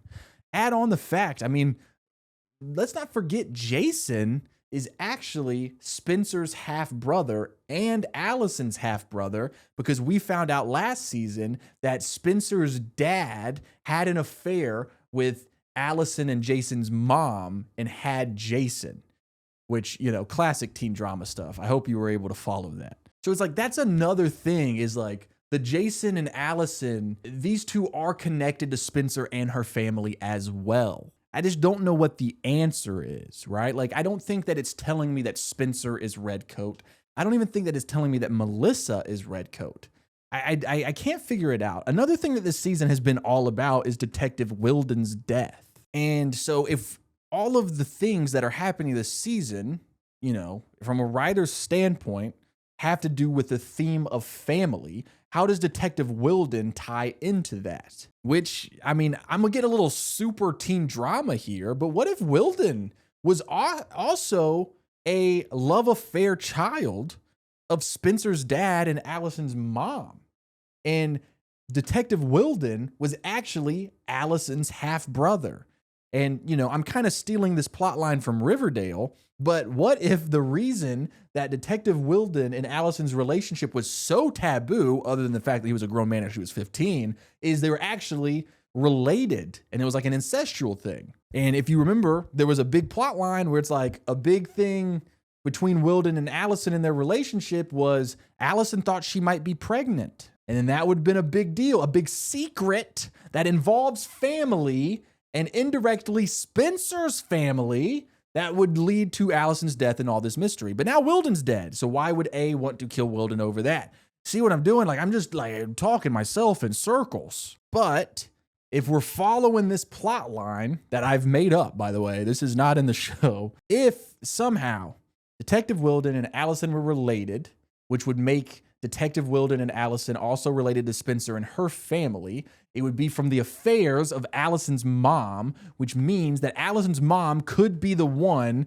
that would want to have all of this covered up, which I've already accused her once, and then I immediately regretted it because it was obviously a red herring, but then she's disappeared for a lot of episodes. We have not seen her since she was kind of the main character in the first couple episodes. So, I mean, guys, is it stupid to lock her in? It doesn't even necessarily have to be Detective Wilden who is related in this situation. Maybe Cece Drake is actually Allison's sister, and I just don't know. I just really want some answers at this point, and I've gotten really confused. So I think I'm just going to lock in Allison's mom again for who I think A is. So let's keep watching, and hopefully we'll get some help. For years, they've played by A's rules. Okay, we're so close to putting an end to this game. Tuesday, it's one bombshell after another. She just declared World War A. The most explosive Pretty Little Liars finale ever. Haven't you all felt it? We need to get out of here. Oh, God. I don't know where I am. Allie! Holy shit. Guys, I just watched episodes 10, 11, and 12, and I was going to watch episode 13 because I've been doing 4 episodes at a time, but then episode 12 is one of the most insane episodes of this show I have ever seen. Even more insane than the Halloween Train episode last season, and everyone knows that's one of my favorites. Genuinely, kind of speechless right now. Like, I don't even know where to start. Episodes 10 and 11 feel completely worthless compared to what happens in episode 12. I cannot stress to you how insane this is. Jesus. I'm just going to start with the big stuff because I'm genuinely shaking right now. So Hannah's mom ends up going free. That pisses off A. So then A sends a bunch of threats to the girls. And they said that because Hannah's mom got off free, A is now going to kill Mona. So this leads the girls to Ravenswood. Now this is like a creepy town about an hour away from Rosewood. While they're there, Redcoat kidnaps Emily, puts her in a box, almost sends that box through a wood chipper at a sawmill. Emily is saved at the very last second by Redcoat. And the girls literally see this happen. They look up and they see Redcoat hit the button to save Emily. Then they look up and there is a second Redcoat running around in the catwalk of this place. And the one up there that did not save Emily is wearing an Allison mask. So Arya actually catches up to that Redcoat, and thanks to her new, martial arts boyfriend / teacher, kicks Redcoat's ass. Turns out Redcoat, the mask comes off, she's dangling from the catwalk up here. Guess who it is? Cece Drake. She ends up slipping and falling. Arya tried to save her. Too bad. It was like the scene with Batman and Joker where Joker falls from the thing and goes into the vat of acid, except there was no vat of acid down there. Cece just hits the ground. We think she's dead, but then she disappears. So what we just found out is that Cece Drake was Redcoat, or at least one of them, because there is a second Redcoat. That Redcoat, while Arya's beating the shit out of Cece on the catwalk, Spencer's chasing after that Redcoat, leads Spencer into this little apartment, ends up being A's lair. Now, we have seen a few of A's lairs up to this point, but this one is different. This one is game-changing. This lair is filled to the brim with professional blown up pictures of Allison. Giant whiteboards with timelines for every character and their whereabouts at a lot of different times. There is a giant supercomputer in the room, which has access to satellites and street cameras and the home security, systems of all of the characters. This is how A is able to be everywhere at the same time. A has been watching and tracking their whereabouts from fucking satellite. And they find a bunch of documents, right, that show that A has created a corporation. And the corporation is called Higby, something like that. And that was Allison's favorite beach at Cape May. And we find out that Cece is not the one in charge here because Cece is on the payroll that they find. A has been paying people to do things. Cece is one of them. And get this, guys, they open up a closet in the lair and there's a bunch of men's suits in there. A is a man. A is a guy. And the girls are pretty certain that this guy has been the evil mastermind A from this entire time. And it is actually the older guy that Allison was involved with before she died. And I could be reading too much into this, but I think that what this means for us and what this means for the show is that this person has been A the entire time. The Mona reveal as A was fake. If anything, she was probably just on the payroll of the corporation. A Inc., baby. We see that A has been watching everyone, including Rin, who in this batch of episodes has become extremely suspicious. So we were, it was kind of pointing like, hey, maybe it's Rin. He's an older guy, right? No, he's been watched by A. In the last few seasons, when I was losing my mind talking about how A is the greatest supervillain of all time, I was right, because this is insane. They've been watching everyone's whereabouts for years at this point, keeping track of everything on these whiteboards and constantly the security system in their homes. And the story has become so convoluted over the seasons, over the episodes, about it seems like there wasn't a singular A. It seemed like there was so many different things going on all the time that there was not just one evil mastermind, but there is one evil mastermind. He's badder than the Joker, worse than the Green Goblin. He's pettier than Lex Luthor. He is A. A has been pulling the strings all along, and they have been marvelous, miraculous, magnificent, metaphysical, monstrous, magical, which leads us to the next giant bombshell that we get in episode 12. Guys, Allison is still alive. Did you hear what I said? Allison is still alive, and it's not a theory. It's not a maybe. It's fact. Everyone was already suspicious that Allison was actually still alive, and then we got confirmation from this creepy-ass lady from Ravenswood. This lady, her name's Grunswald, and she's a psychic. She was trying to help Allison figure out who was harassing her and who Allison was afraid of, because Allison didn't know who was trying to attack her, but she knew that someone was out to get her, because if you remember, Allison was being harassed by A for forever. Well, not forever, since Halloween. Oh my God. But this psychic lady was the one in the sorority house. She was the mother of the sorority house.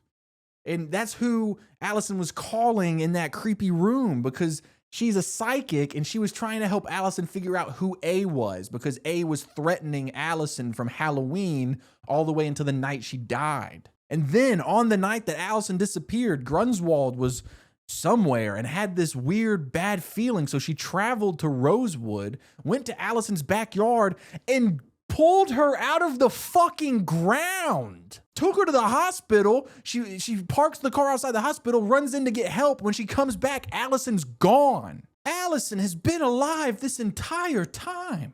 And when the girls find out, they're completely shocked, just like me.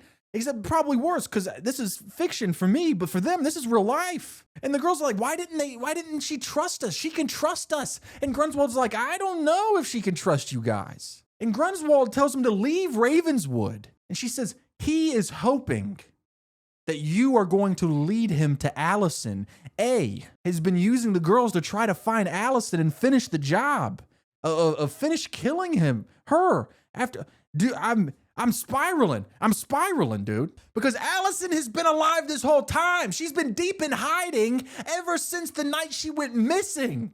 And A has been trying to hunt her down this entire time. And that is why Allison has had to stay in hiding. And that's probably why A has been harassing the 4 main girls. It isn't about torturing them or tormenting them or playing with them like dolls. It's about using them to get Allison to come out from the shadows, to come out from hiding so that A can get her. And it works because right when the girls are always about to die, Allison, I bet it's Allison who's showing up and saving them and pulling them out of fires. And each time that this happens, it's because A is trying to get her. This hasn't had anything to do with the 4 main girls. This has been a giant game of cat and mouse between A and Allison. Ever since before the night Allison disappeared when A tried to kill Allison. Since Halloween of that year. When A showed up for the first time in Allison's life and started sending threatening messages and even tried to kill her on Halloween that time. Okay, I need to calm down. But it just makes so much sense because it's like, A didn't show up and start harassing the girls until the day that Allison's body was found in the backyard. And I wonder if that's because that was when A wanted the game to start, because if Allison has been alive this whole time, then that is not Allison's body that they found in the ground. That must have been put there by A. And A put that body in the ground, made sure it was discovered by the contractors or whatever. And at that exact same day that A made sure that Allison's body was found, A also started targeting the 4 main girls, because this has all been a big plan for A to get Allison to come out of hiding so that A can finish the job. And I think that I was absolutely onto something when I was saying the thing about like who keeps showing up at the last second to save the girls, right? Well, if Allison's still alive, then I bet it was her. I bet she's the one who pushed Ian off the bell tower and killed him that night in order to save Spencer. Oh my God, dude. I'm exhausted now.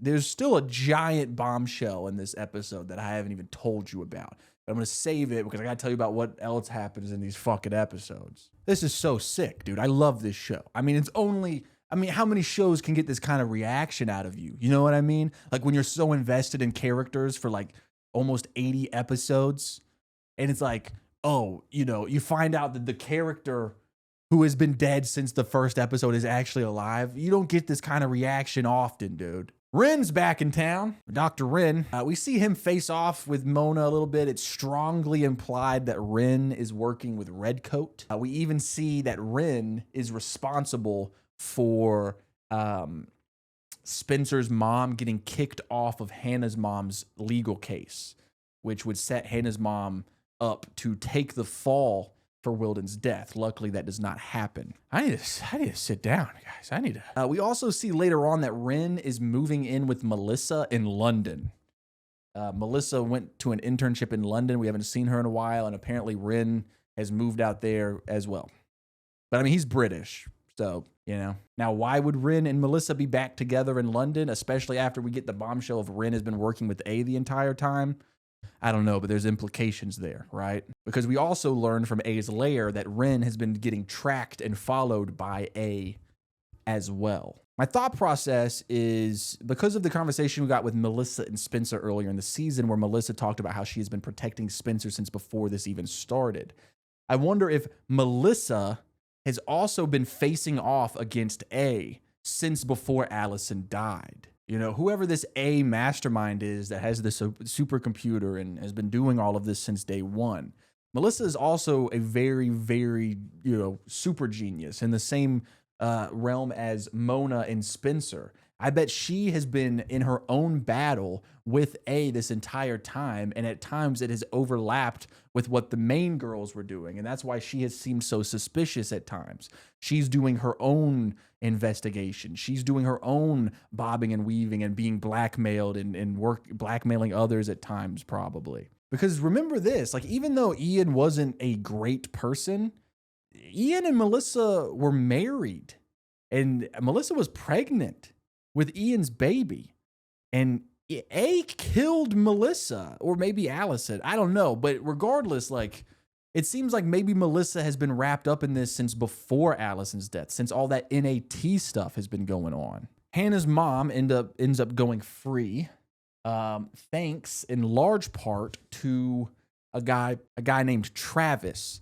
He's this bald motherfucker that showed up, and immediately one of the best actors that we've had on this show. Like, I mean, scene one, the dude's got fantastic acting chops. But anyway, he was a witness that night because he saw Hannah's mom leave from being with Detective Wilden that night and then heard gunshots after Hannah's mom left. So Hannah's mom, no charges left. She's free to go. We do not get another appearance of Do-Rag Toby, but we do get to see Cowboy Hat Toby at a hoedown episode. They did a whole line dance. It was fun. Aria realizes that her and her new boyfriend, Jake, the martial artist, they're just not compatible.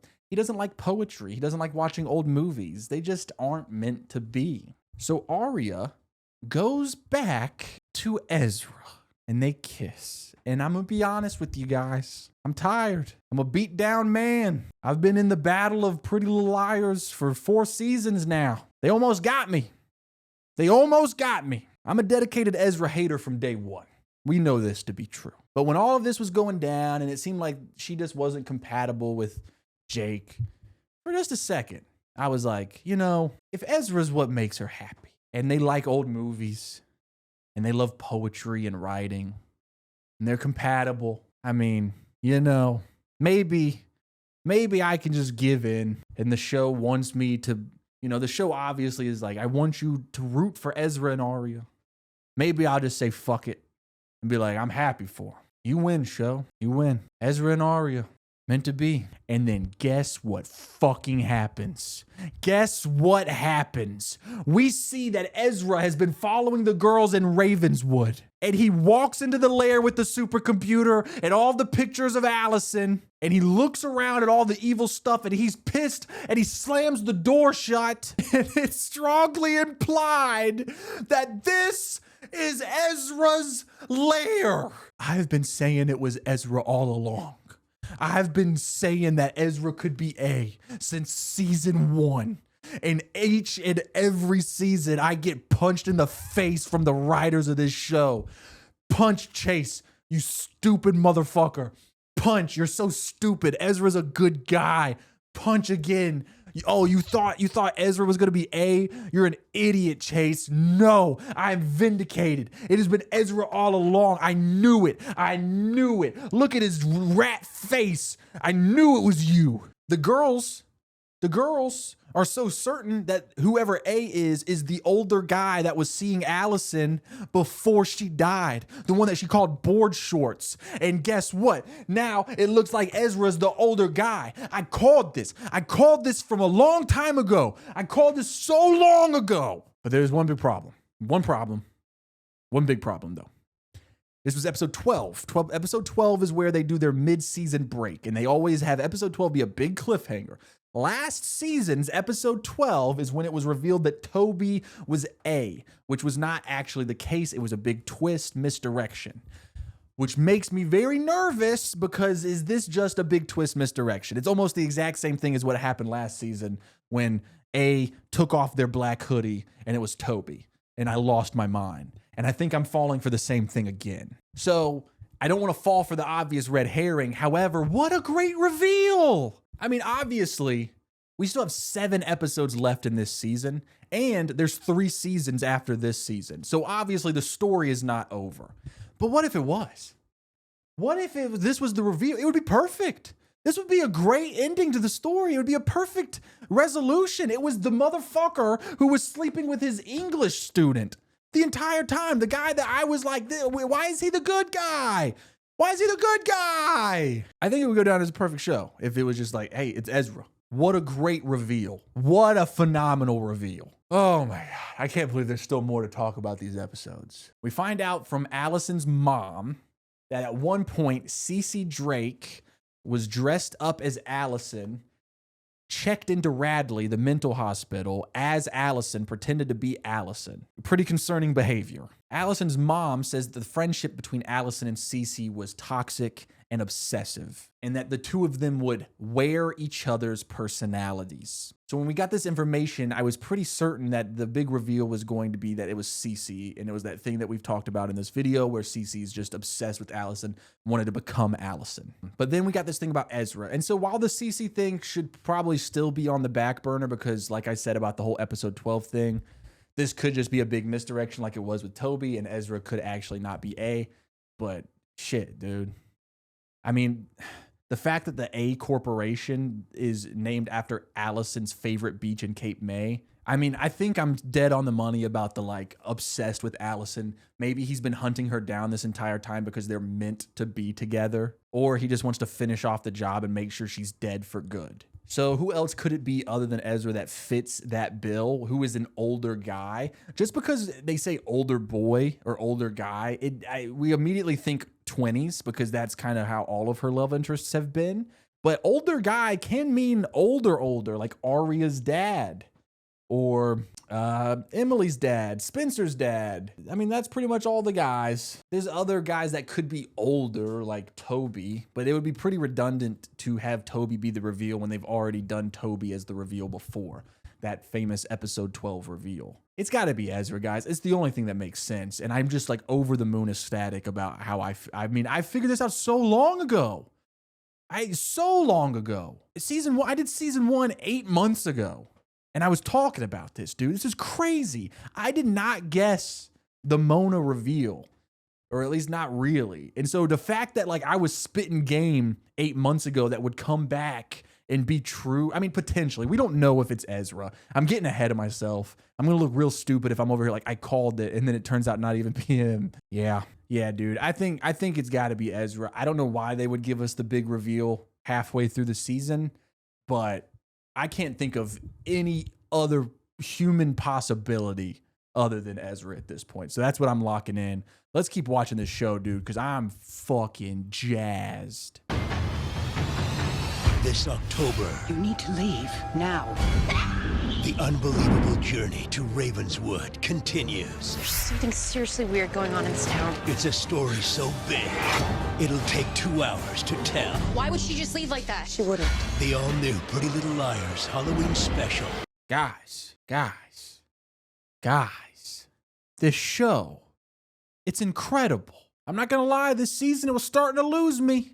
Even a dedicated PLL stan like myself, I was starting to drift away like Uncle Cracker. But everything has really heated up. I just watched episodes 13, 14, 15, and 16. Episode 13 was the Halloween episode that we get every season. I'm always a huge fan of those, and this one is no exemption. But I will say that this one was very different than the others. I'm pretty sure that this was essentially like a backdoor pilot, or just at least like a setup for the Pretty Little Liars spin-off show Ravenswood, which I don't really know anything about that show, but based on this episode, I'm very excited to go watch it at some point. It's very clearly like an actually like supernatural style show, not like the show Supernatural. I just mean like thematically and like plot wise. Like it seems like there's ghosts and shit. But the biggest thing that happens in this Halloween episode is that the girls come face to face with Allison. Allison is alive. And while it was kind of confirmed in episode 12, like, I mean, the girls see her. And I mean, it was always a really fun theory to kind of throw out, you know, throughout the past few seasons of just like, hey, maybe Allison's still alive. But it never, ever occurred to me that it would actually happen. Like, it seemed like one of those things that I would be like, oh man, it's a fun fan theory. It's a fun thing for me to be like, wouldn't it be crazy if this happened? And then it happened. And she definitely says a few things when she interacts with the 4 main girls that sets up kind of what we're doing for the rest of this season. She says, and I quote, "I want to come home, but you have to help me." Essentially, what we find out in these next few episodes is Allison is still alive and she's been hiding from A this entire time. A is trying to get her, but here's the thing. Allison still does not know who A is. And so she needs the girls to figure out who A is so that way she can come home. Or at least that's what she's saying. I don't know if we can exactly trust her. And I don't think I'm exactly ready to forgive her for the things that she has done in her past. She was a monster. She has done things worse than A at sometimes. And so even though this is fictional and it has nothing to do with me personally, I don't think I'm ready to forgive her yet. And it honestly wouldn't surprise me if it was revealed that she's actually a bad guy and not actually like a victim as it's being portrayed right this second. But one thing does seem to be true about what she says, and that is A is very actively trying to get Allison.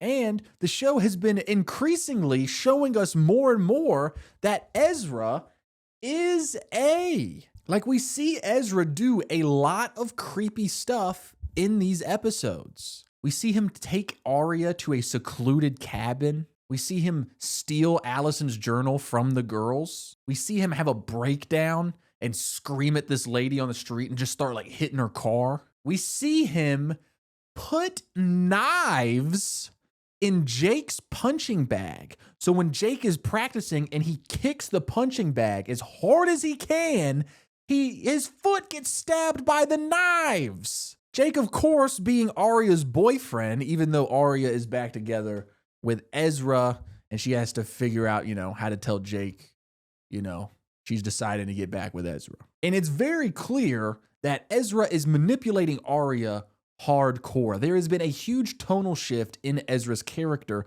ever since we figured out that he could be A. It's actually some incredible acting from Ezra's actor. He's doing a phenomenal job. The way I'm taking it is after the girls find A's lair, and that's the closest that Ezra has ever been to getting caught, it's really put him on the back foot, right? And he's panicking and he's spiraling, and we're for the first time really seeing this mastermind A, not being 10 steps ahead, 2 steps ahead, even 1 step ahead. He's actually on the back foot. He's on the back pedal. And I think that's why we're seeing Ezra slip up a lot. We're seeing through him a little bit more. Add on the fact of like the stuff going on in his personal life. And it's just like, all right, this is a phenomenal performance from Mr. Ezra. And I'm honestly really loving Ezra as A. I'm loving him as a villain. He went from being a character I couldn't stand to like, I think he's one of the best television villains I've ever seen. Let me give you 2 character descriptions, and you tell me which one sounds like a better character. 1, a guy who loves teaching so much, but his love life with one of his students has jeopardized his career. Can he juggle his feelings and his career? Or a guy in his 20s was obsessed with a teenager to the point where he killed her. And then, in an effort to get closer to the girl he killed, he starts manipulating and grooming one of her friends as her English teacher. Number 2, for sure, that's an amazing character.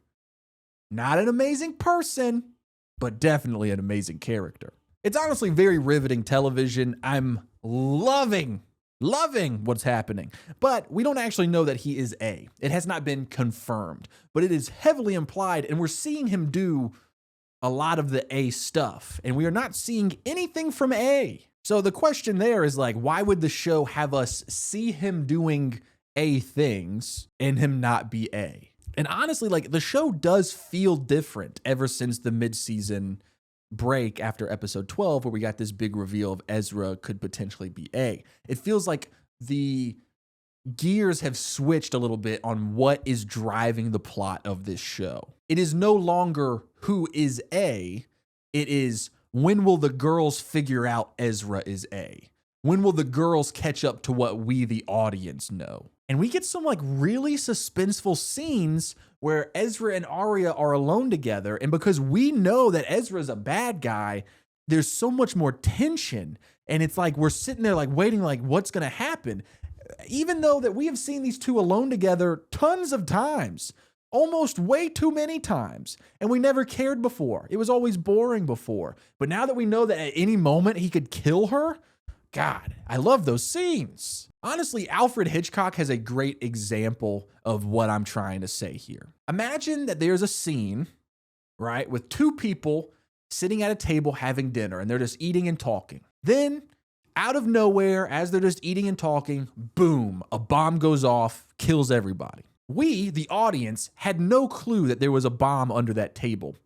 The two people in the scene at the table had no clue that there was a bomb under the table. So it really shocked us when out of nowhere, a bomb went off. This is how the show has been so far. We're watching the show with no information. And then when something crazy happens, like Mona being revealed as A in the season 2 finale, it's like a bomb went off. Now imagine the same scene. There's two people sitting at a table, eating dinner and talking, except this time we, the audience, can see that there is a bomb under the table and we are watching the bomb tick down from 10 seconds.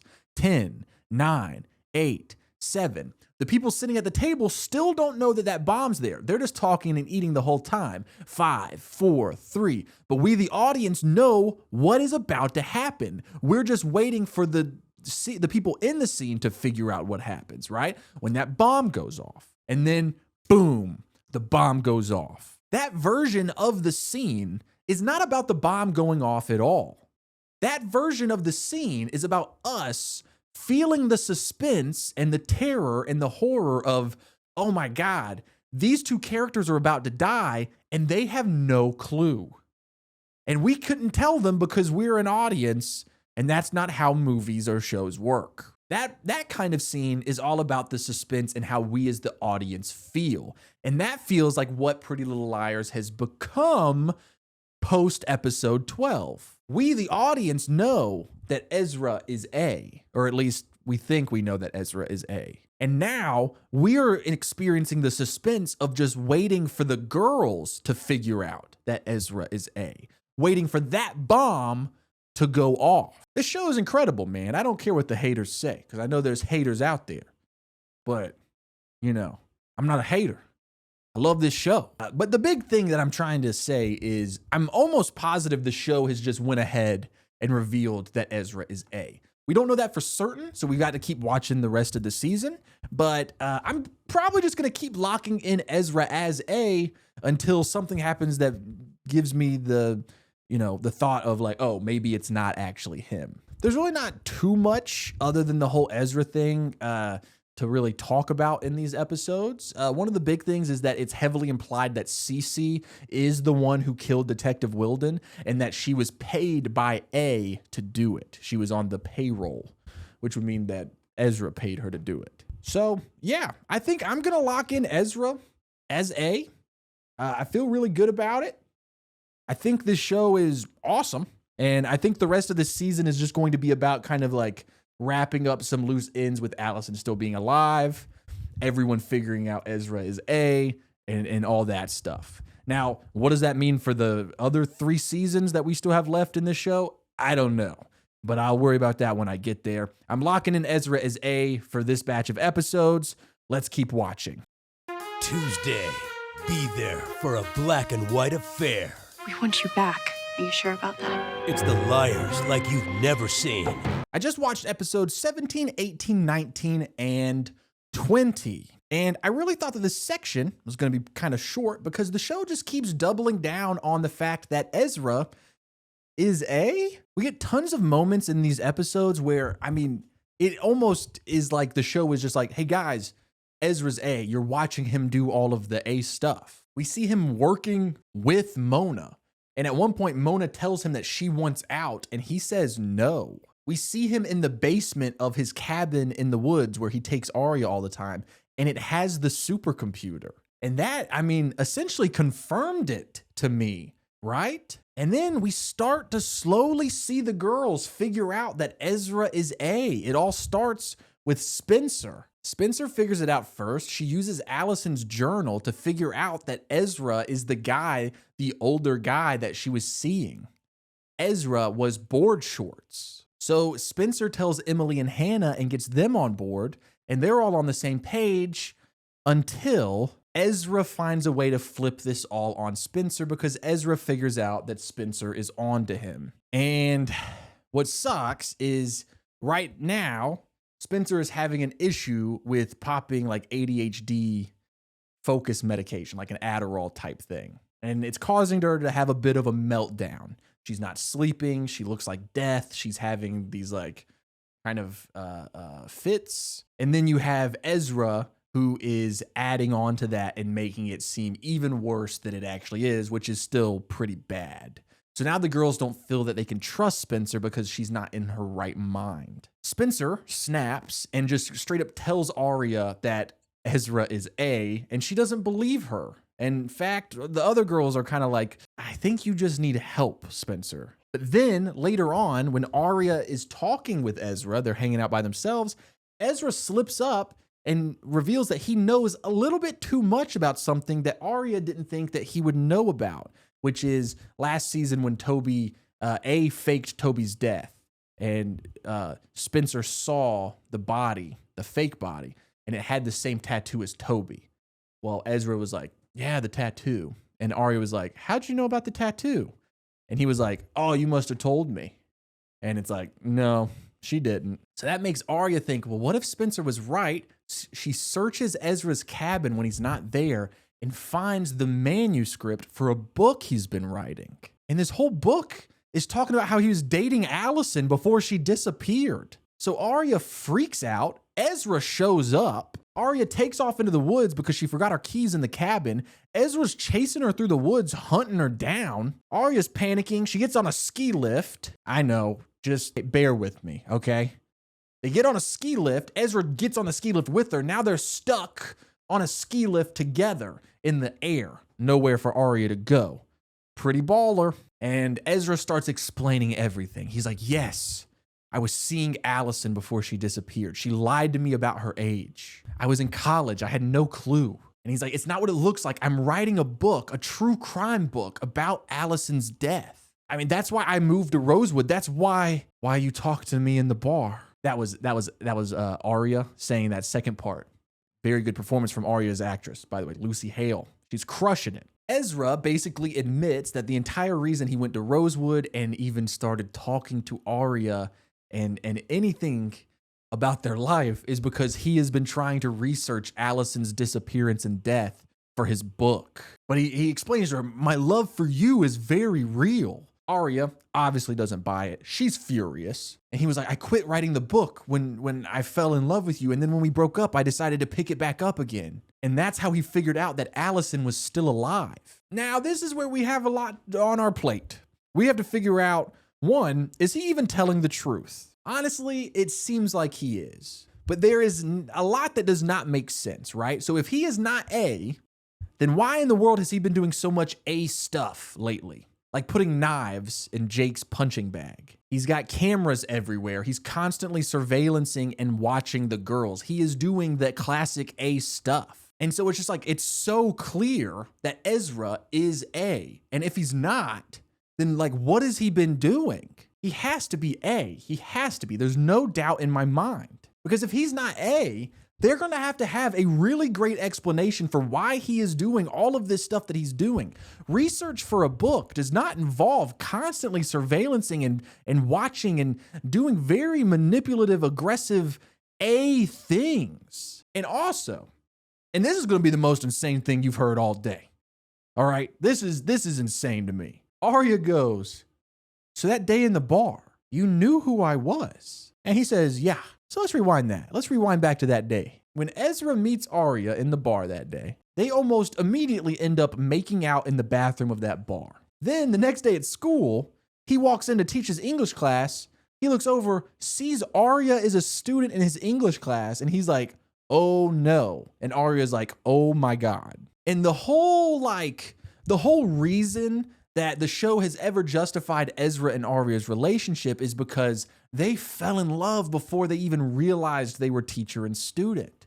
But now we know that Ezra walked into that bar knowing who Arya was and knowing how old she was, still chose to make out with her in the bathroom of that bar, and then proceeded to have a relationship in which they slept together. And let me be clear, if Ezra is A, I think this is such a great villain, right? I think a lot of people, kind of media literacy, this is talked about a lot online, where it's like, you know, the bad guys in movies and TV shows can do really bad things. That doesn't make the show bad, right? So it's like Ezra grooming a child is an insane thing. And so if Ezra's the big bad guy and this whole time has been manipulating and grooming Arya, like that just makes him a worse bad guy. And we can buy into how terrible of a person that Ezra is.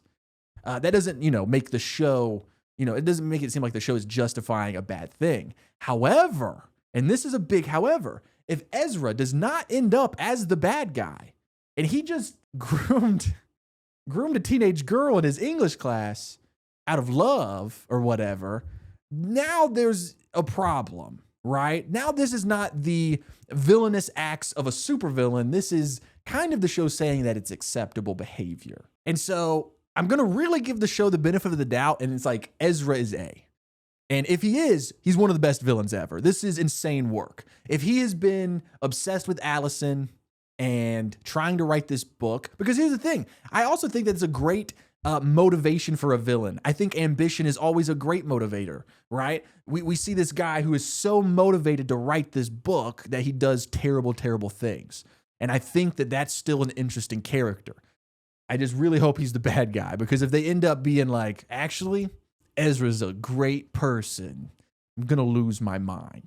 But let's just take this at face value right now. Let's say Ezra did not kill Allison. Let's say that he is A, right? Let's say that he has been the one watching them and harassing them and doing all this for the sake of his book. Who killed Allison then? Or at least tried to kill Allison, because now we know Allison is still alive. So whoever tried to kill Allison that night, it did not succeed, but that doesn't mean that there was still not an intended murder. Well, we've got a whole big storyline going on with Spencer and her drug issue. Her drug problem gets very serious. Her mom gets involved, and we get this line of dialogue from her mom. I can't do this again with you. I can't. Last time you couldn't even remember what was going on half the time. And that is when it clicked. From the very beginning of these videos, all the way back to September of 2024, when I uploaded part 1 of this series, I had this big theory about Spencer and how she could possibly be A and not even realize it. But I couldn't ever quite figure out how to make that work. There was a lot of evidence that supported the theory, but it was never like the means or the matter of how, right? Like the idea that I would often pitch is that she had a disorder that would affect her mental state, right? But now the show is giving us some very clear, like, hey, this is how. She's had a problem with drugs in the past, and it sounds like it lines up with the summer that Allison disappeared. Her mom said that there were times where she couldn't even remember what she was doing. It sounds like she was out of her mind, figuratively and literally, during these benders where she was taking a lot of drugs. And not just taking the pills, but also just not sleeping and all of these different aggravators. So what if Spencer killed Allison and she didn't even remember it? Because remember, I'm trying to it's not explicitly said that Spencer's drug problem previously was the same summer that Allison disappeared, but it's kind of implied. And the night that Allison disappeared, all of the girls were drinking together, having like a party. If Spencer was taking pills and drinking, it probably would have caused her to black out, and she might not have been able to remember what happened that night. There's, of course, always the situation where, Ezra's A, Spencer is the person who tried to kill Allison. And then, we can take it home, but there's always the possibility that the show is going to say, hey, Ezra is not A, or Spencer is not the one that tried to kill Allison. In which case, I don't know what to do. I don't have much other than this. There's the possibility, because we know now that Allison has been alive this whole time, there's the possibility that she's always been the big bad guy. She's always been A. That is a very real possibility. Other than that, I don't know. I'm really worried that at like the end of this season, they're going to be like, psych, Ezra's actually an FBI agent who's been trying to solve this case. In which case I'm going to be furious, because it's like, so you told me this FBI agent was surveillancing and watching 24/7 4 teenage girls and sleeping with one of them. I'm going to lose my mind. I think Ezra has to be A. He has to be A. It's the best reveal possible. It would make for such good TV. Like, this is the reveal. It's so hard to have a satisfying mystery reveal in a show like this. But this is the answer. This is it. This is it. As a Michael Jackson reference. Him and Ezra have a lot in common, allegedly. I mean, honestly, like if the big reveal ends up being like Mona has been A the entire time, I can at least respect that. She is like a super genius, you know what I mean? And she made for a great A reveal in season 2. If it's just kind of the thing where it's like, hey, that was all fake. Turns out it was Mona all along. It would be a little disheartening, but it would still be a good reveal, technically at least. I will also respect it if it's just like, hey, Allison's been the bad guy the whole time. She's evil. I'll also respect that. And I mean, to be completely honest, I'll even respect it if they manage to blow my mind and be like, actually, it was Arya's dad. And if they could actually back it up and be like, see, I'll respect it. But man, I find it hard to believe that you're going to find a better A than Ezra, dude. So I'm locking him in again. We're getting close to the end of the season. Let's go watch the next few episodes. Tuesday, Pretty Little Liars is all new. It's no dream. It's the biggest moment in Spencer Hastings' life. I just watched episodes 21, 22, and 23. Do you know what this means? It means that we have only one episode left in the season. A lot has happened in these 3 episodes, and honestly, I don't quite understand what's going on. Obviously, I have been pretty dead set on the fact that Ezra is A. Turns out he's not. At least that's what the show is seemingly telling us, is that Ezra is not A.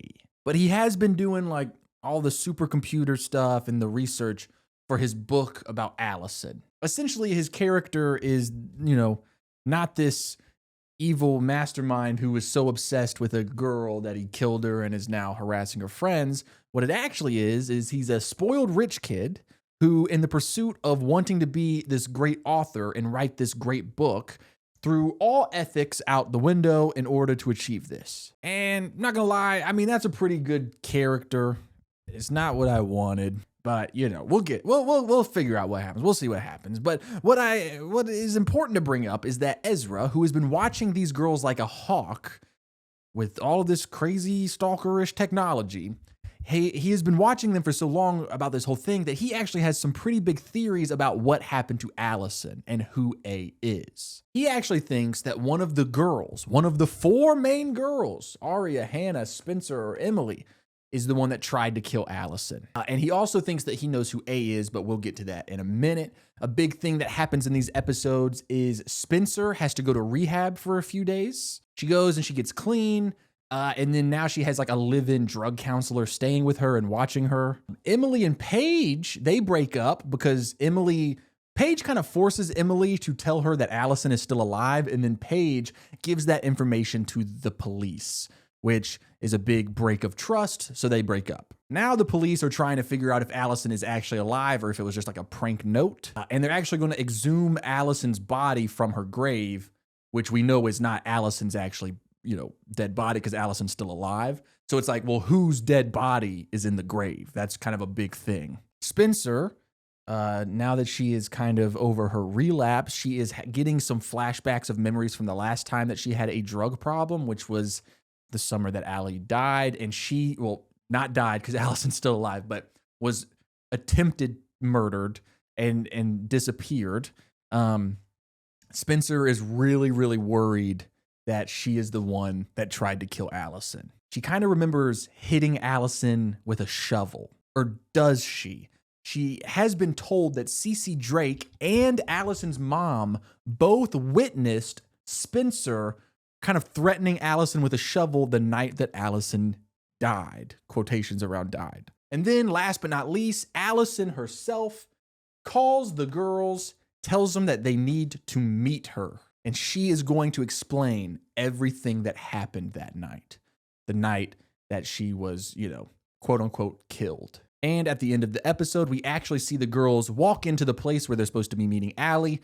Someone walks in the door behind them. They turn around and Spencer goes, "What are you doing here?" And then that's where it ends. So it's kind of left on a cliffhanger. We'll find that out in the last episode of the season finale. But now it's time for us to get to the reason that we're even making these videos, which is who is A? If Ezra is not A, then who is? It's not Mona. as we kind of find out in these episodes. But we do get a moment where Mona kind of helps us figure out the actual timeline of the A stuff in general. And Ezra has his theory of who he thinks A is, which is Allison's mom.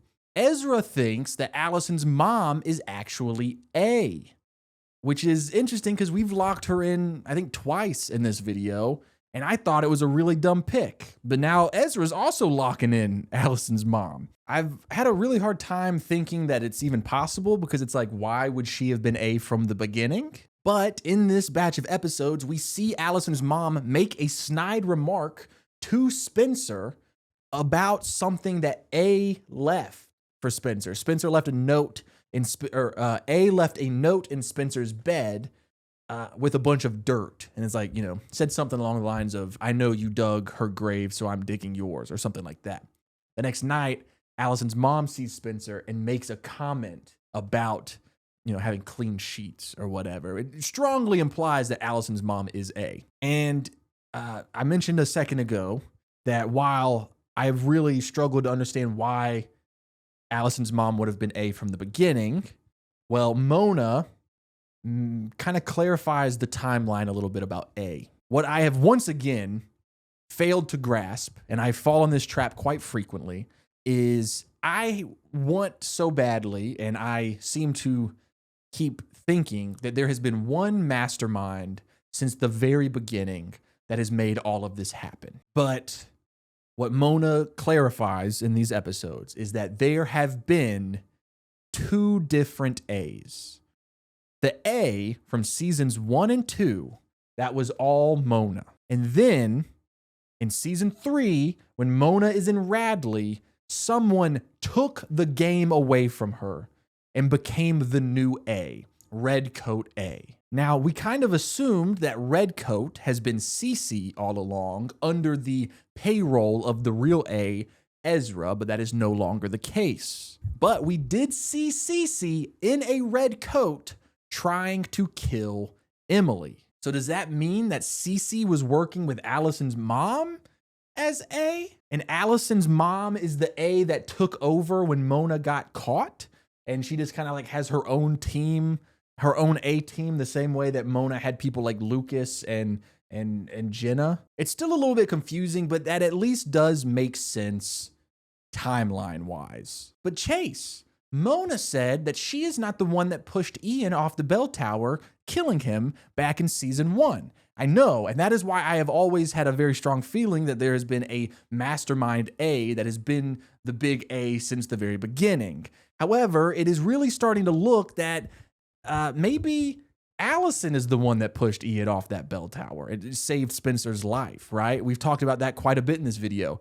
Allison is the one that shows up and saves the girls every time. So then the question in my mind is, well, okay, say Allison's mom took over the A game after Mona got caught.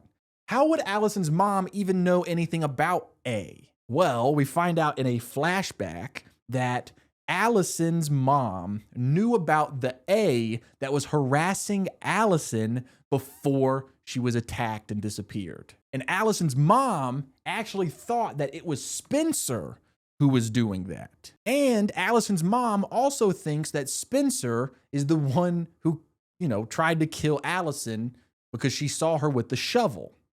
And it was a whole thing where like she didn't call the cops because apparently Spencer's dad paid her some money to not talk about it. I don't know. I don't know what that whole situation is. So, you know, maybe it's the kind of thing where Allison's mom has been really upset with all of them, especially Spencer, since it happened.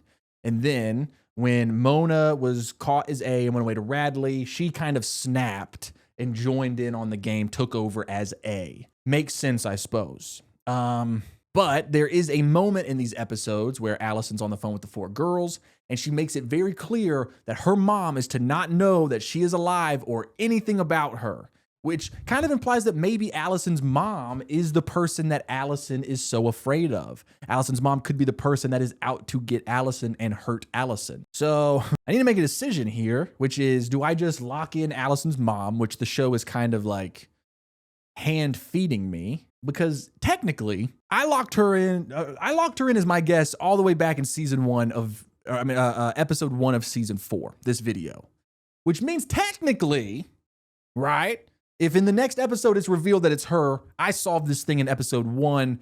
That's a 3-pointer, a big old solve for Chase. But on the off chance that I'm falling for one last major red herring, this is coming from the guy that is consistently locked in Ezra, even though it was dumb. Maybe I should, go for kind of a long shot guess just in case it's not her, because I technically already locked her in the video, so it's my show. I can change up the rules a little bit. So if A is not Ezra, A is not Allison's mom, then who could A possibly be?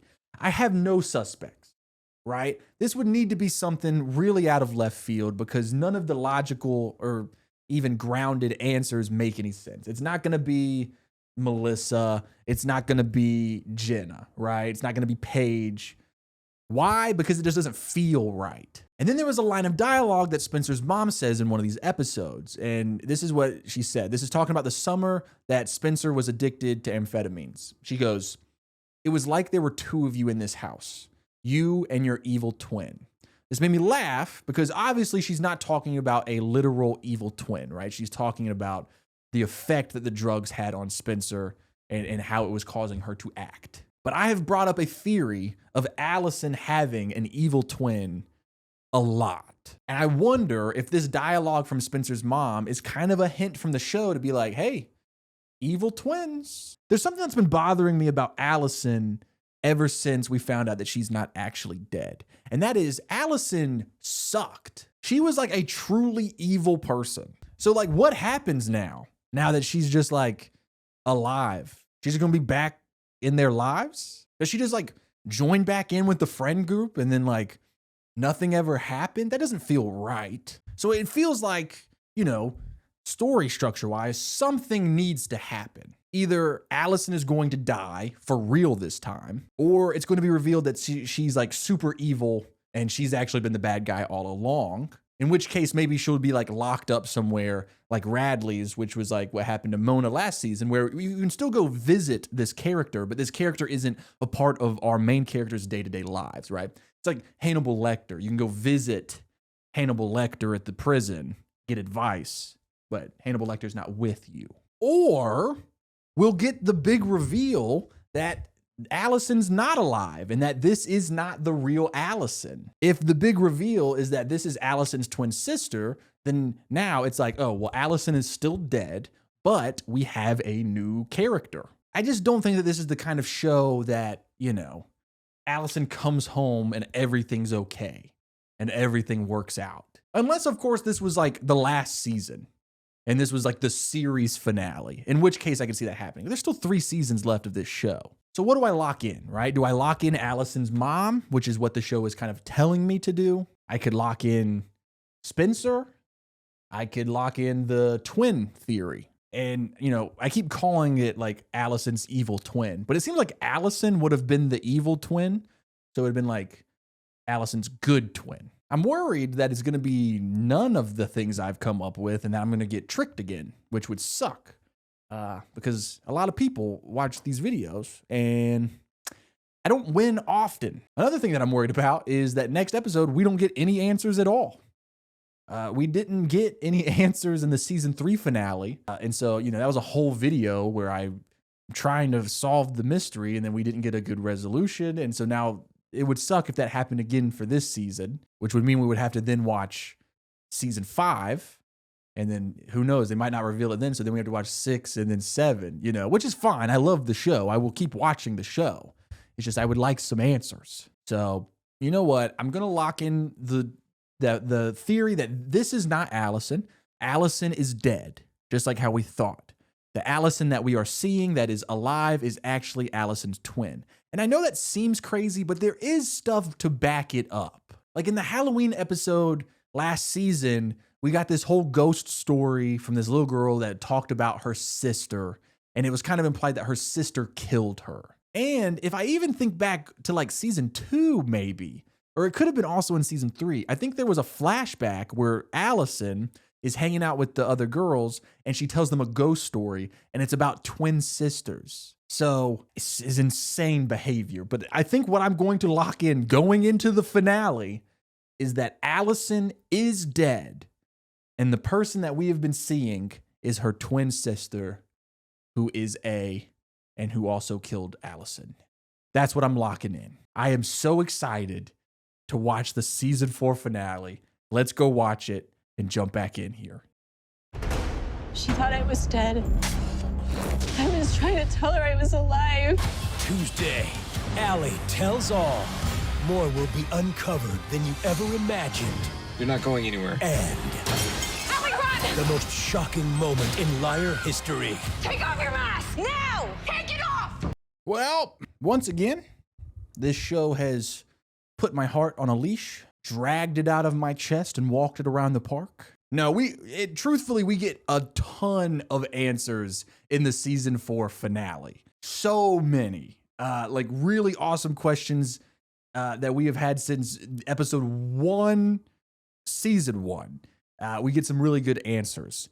One answer that we do not get, I'll give you 3 guesses. Who is A? Which means that once again, I've done like a 3-hour-long video on a season where we do not get the reveal at the end of it. We do find out who is definitely not A, which involves Ezra and Allison's mom, which means that I think 100% of the guesses I made in this video have been proven to be wrong, which gotta be a new record for me. Okay, enough of goofing off. Let's break down everything we learn in the finale, because essentially what we get is a retelling of everything that happened the night that Allison died, quote unquote died, was attacked, went missing. First, the cliffhanger at the end of the last episode where someone walks in the door and Spencer goes, "Who are you?" or "What are you doing here?"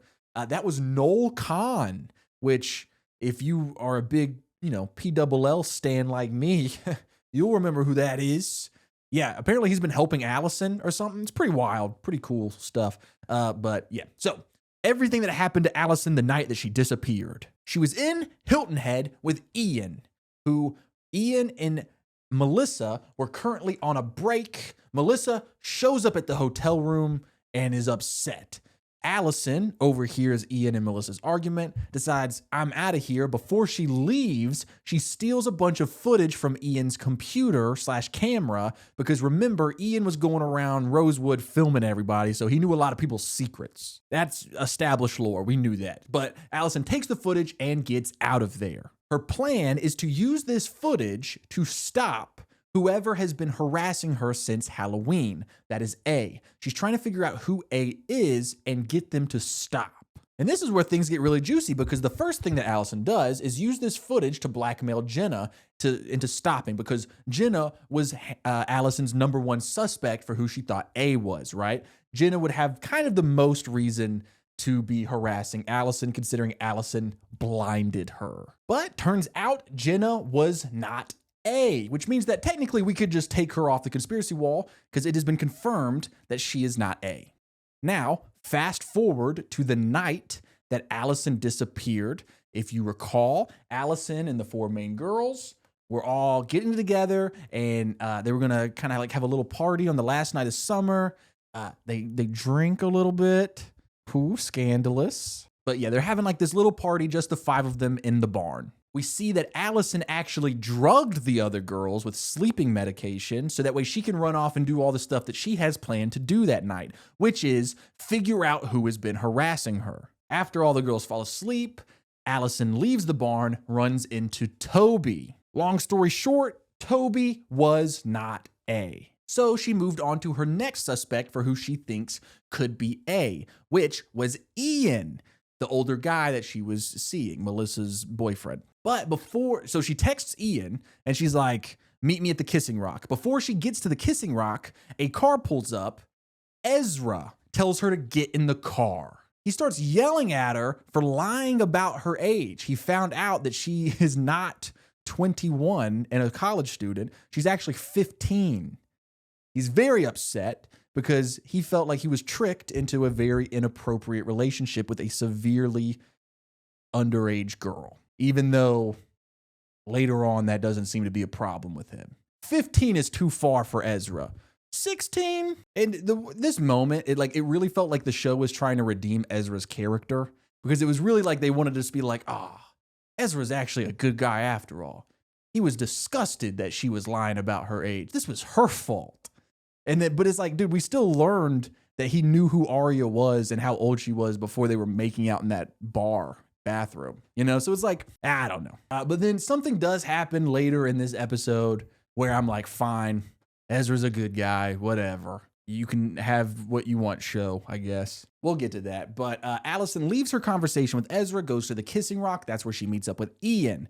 Ian is not A. We knew that because he's dead. But, one thing that we do get from this conversation with Ian, though, is that Ian is like, we never slept together. Which also was something that was said with her and Ezra when Ezra was really upset with her, and she was like, Ezra, we didn't even do anything.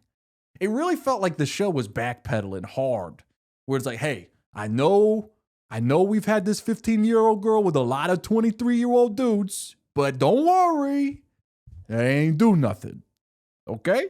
They ain't do nothing. Anyway, she goes back to the barn where the girls are passed out. Spencer is wide awake because she's on the pills that keep her awake, so she's not passed out like the other girls.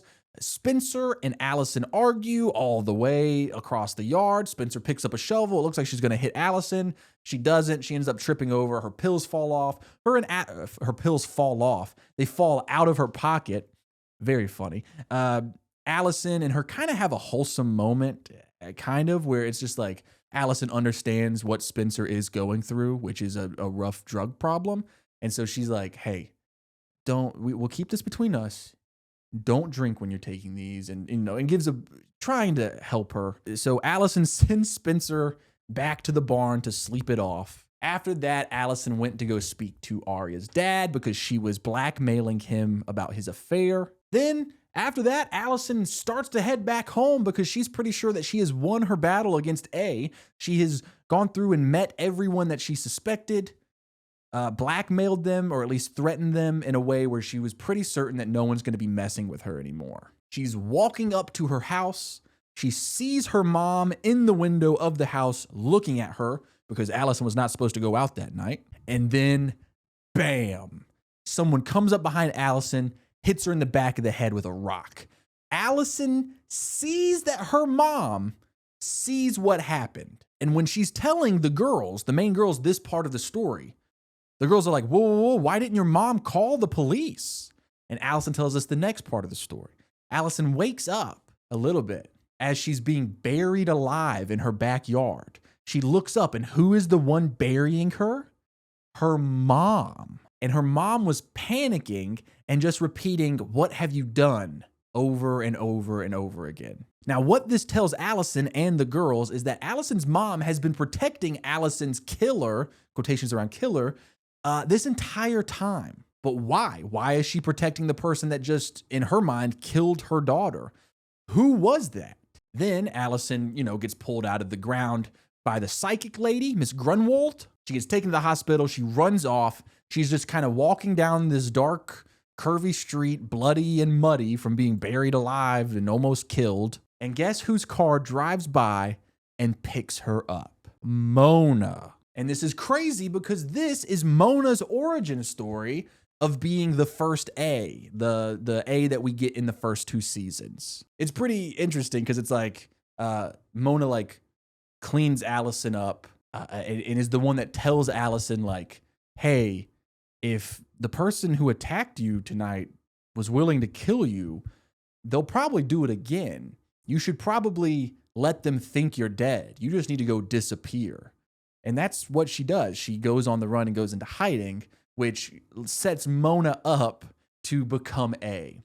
And in fact, Mona finds out about A, the person who attacked Allison and who has been harassing her, was going by A.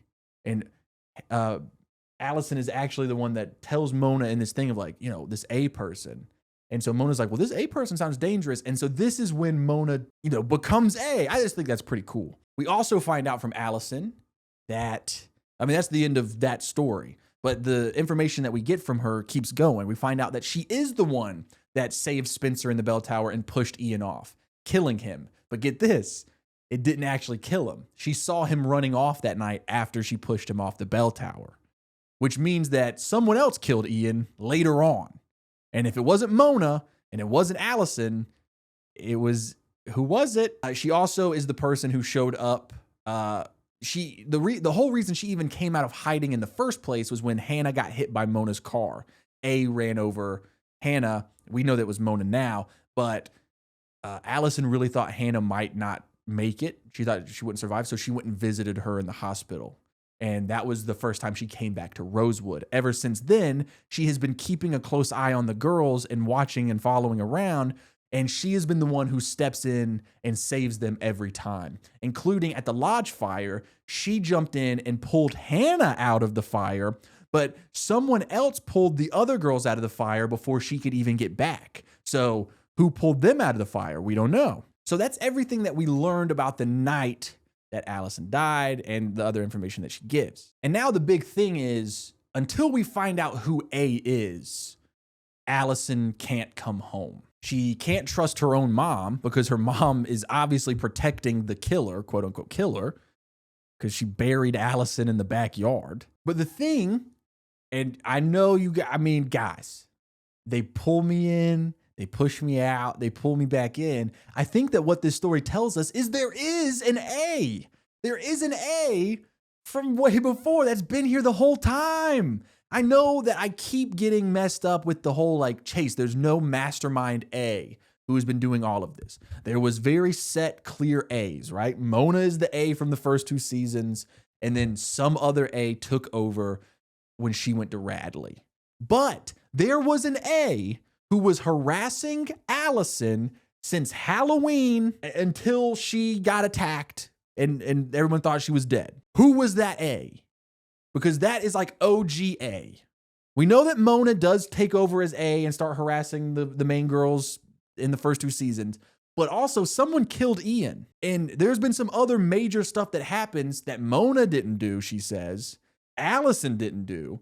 So it's got to be the OG A. And honestly, I'm thinking that the A that took over when Mona went to Radley, Redcoat A, the A with the Allison mask, I'm thinking that that could be OG A, the A that was harassing Allison before all of this even started. And that OG A that tried to kill Allison that night is still trying to kill Allison. And we know this because at the end of this episode, A shows up with a gun and just starts blasting. The girls are running through this building. They end up on the rooftop. They're trapped on the roof. A is coming to get them. A has a gun. Who jumps in and saves them? Ezra. Ezra fights off the dude with the gun or the girl with the gun. It's A, whoever this OG A is. Ezra fights them off with the gun. Ezra gets shot, and then the A gets away. The OG A gets away. And that's the end of the episode. So we don't find out who A is.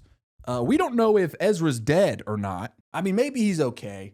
Kind of be better if he died, honestly, just as a character thing, he was a real bad guy, but then he ended up saving the girls. And so it's a little bit of a redemption, but then he's dead, Oh, I should also mention that right before Ezra gets shot, he goes, "I know who you are," to A.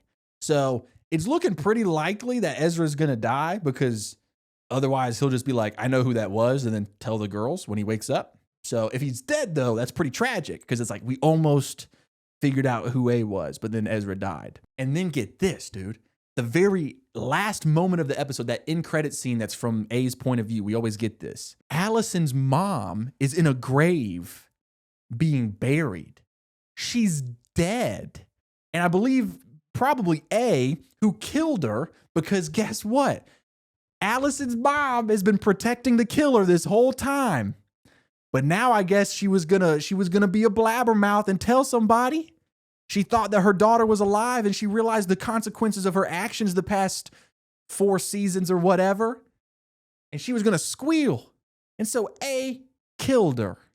Pretty crazy stuff. Now what that means is that she's not A, which sucks for me, but it's good for the show because there's still a mystery to be solved. Another big unanswered question from this episode, though, is whose body is in Allison's grave, right? That's what the cops have been trying to figure out this whole time. I imagine we'll get that answer next season. But we also have a big mystery of Who killed that person that's in Allison's grave? One thing that we know for sure is that it was not Spencer.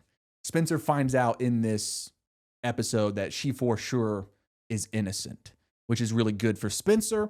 We also get this crazy moment between Melissa, Spencer's sister, and Spencer's dad. Spencer's dad is like, oh God, Spencer killed that girl who was in Allison's grave, thinking it was Allison. And Melissa goes, Dad, it wasn't Spencer. And then she leans in and whispers something to her dad. We don't know what she whispers. I'm assuming it's that Melissa's the one that killed that girl. So we still have lots of mysteries to solve. We have a lot of unanswered questions, which is awesome, right? Because that means we get to still keep watching the show and enjoying the show. We also found out that there is an OGA. There is an A from all the way back in the beginning that we have been trying to solve, which makes me feel better. Guys, I just want to thank you so much for watching this. If you're watching this video and you've made it to this part of the video, then that means that you have been watching hours and hours and hours and hours for the past 8 months with me, and I'm just very appreciative. I really love the show. I'm very pumped to keep watching. I'm a little bit worried that, I put out part 1, it did really well. I put out part 2, it did really well, but it was still half the views of part 1. I put out part 3, and it still did great, of course, but it did half the views of part 2. These really long multi-part series, the views fall off pretty drastically. So if you want to see me do another one of these, let me know. Make sure you like and comment and all that stuff so that I can justify spending so much of my life. But I am super pumped to keep watching. Thank you guys so much. Thanks again to Opera for sponsoring this video. Links down below for my Patreon if you want to go check out the book. We're doing the Pretty Little Liars book thing over there on Patreon. All right. Dope.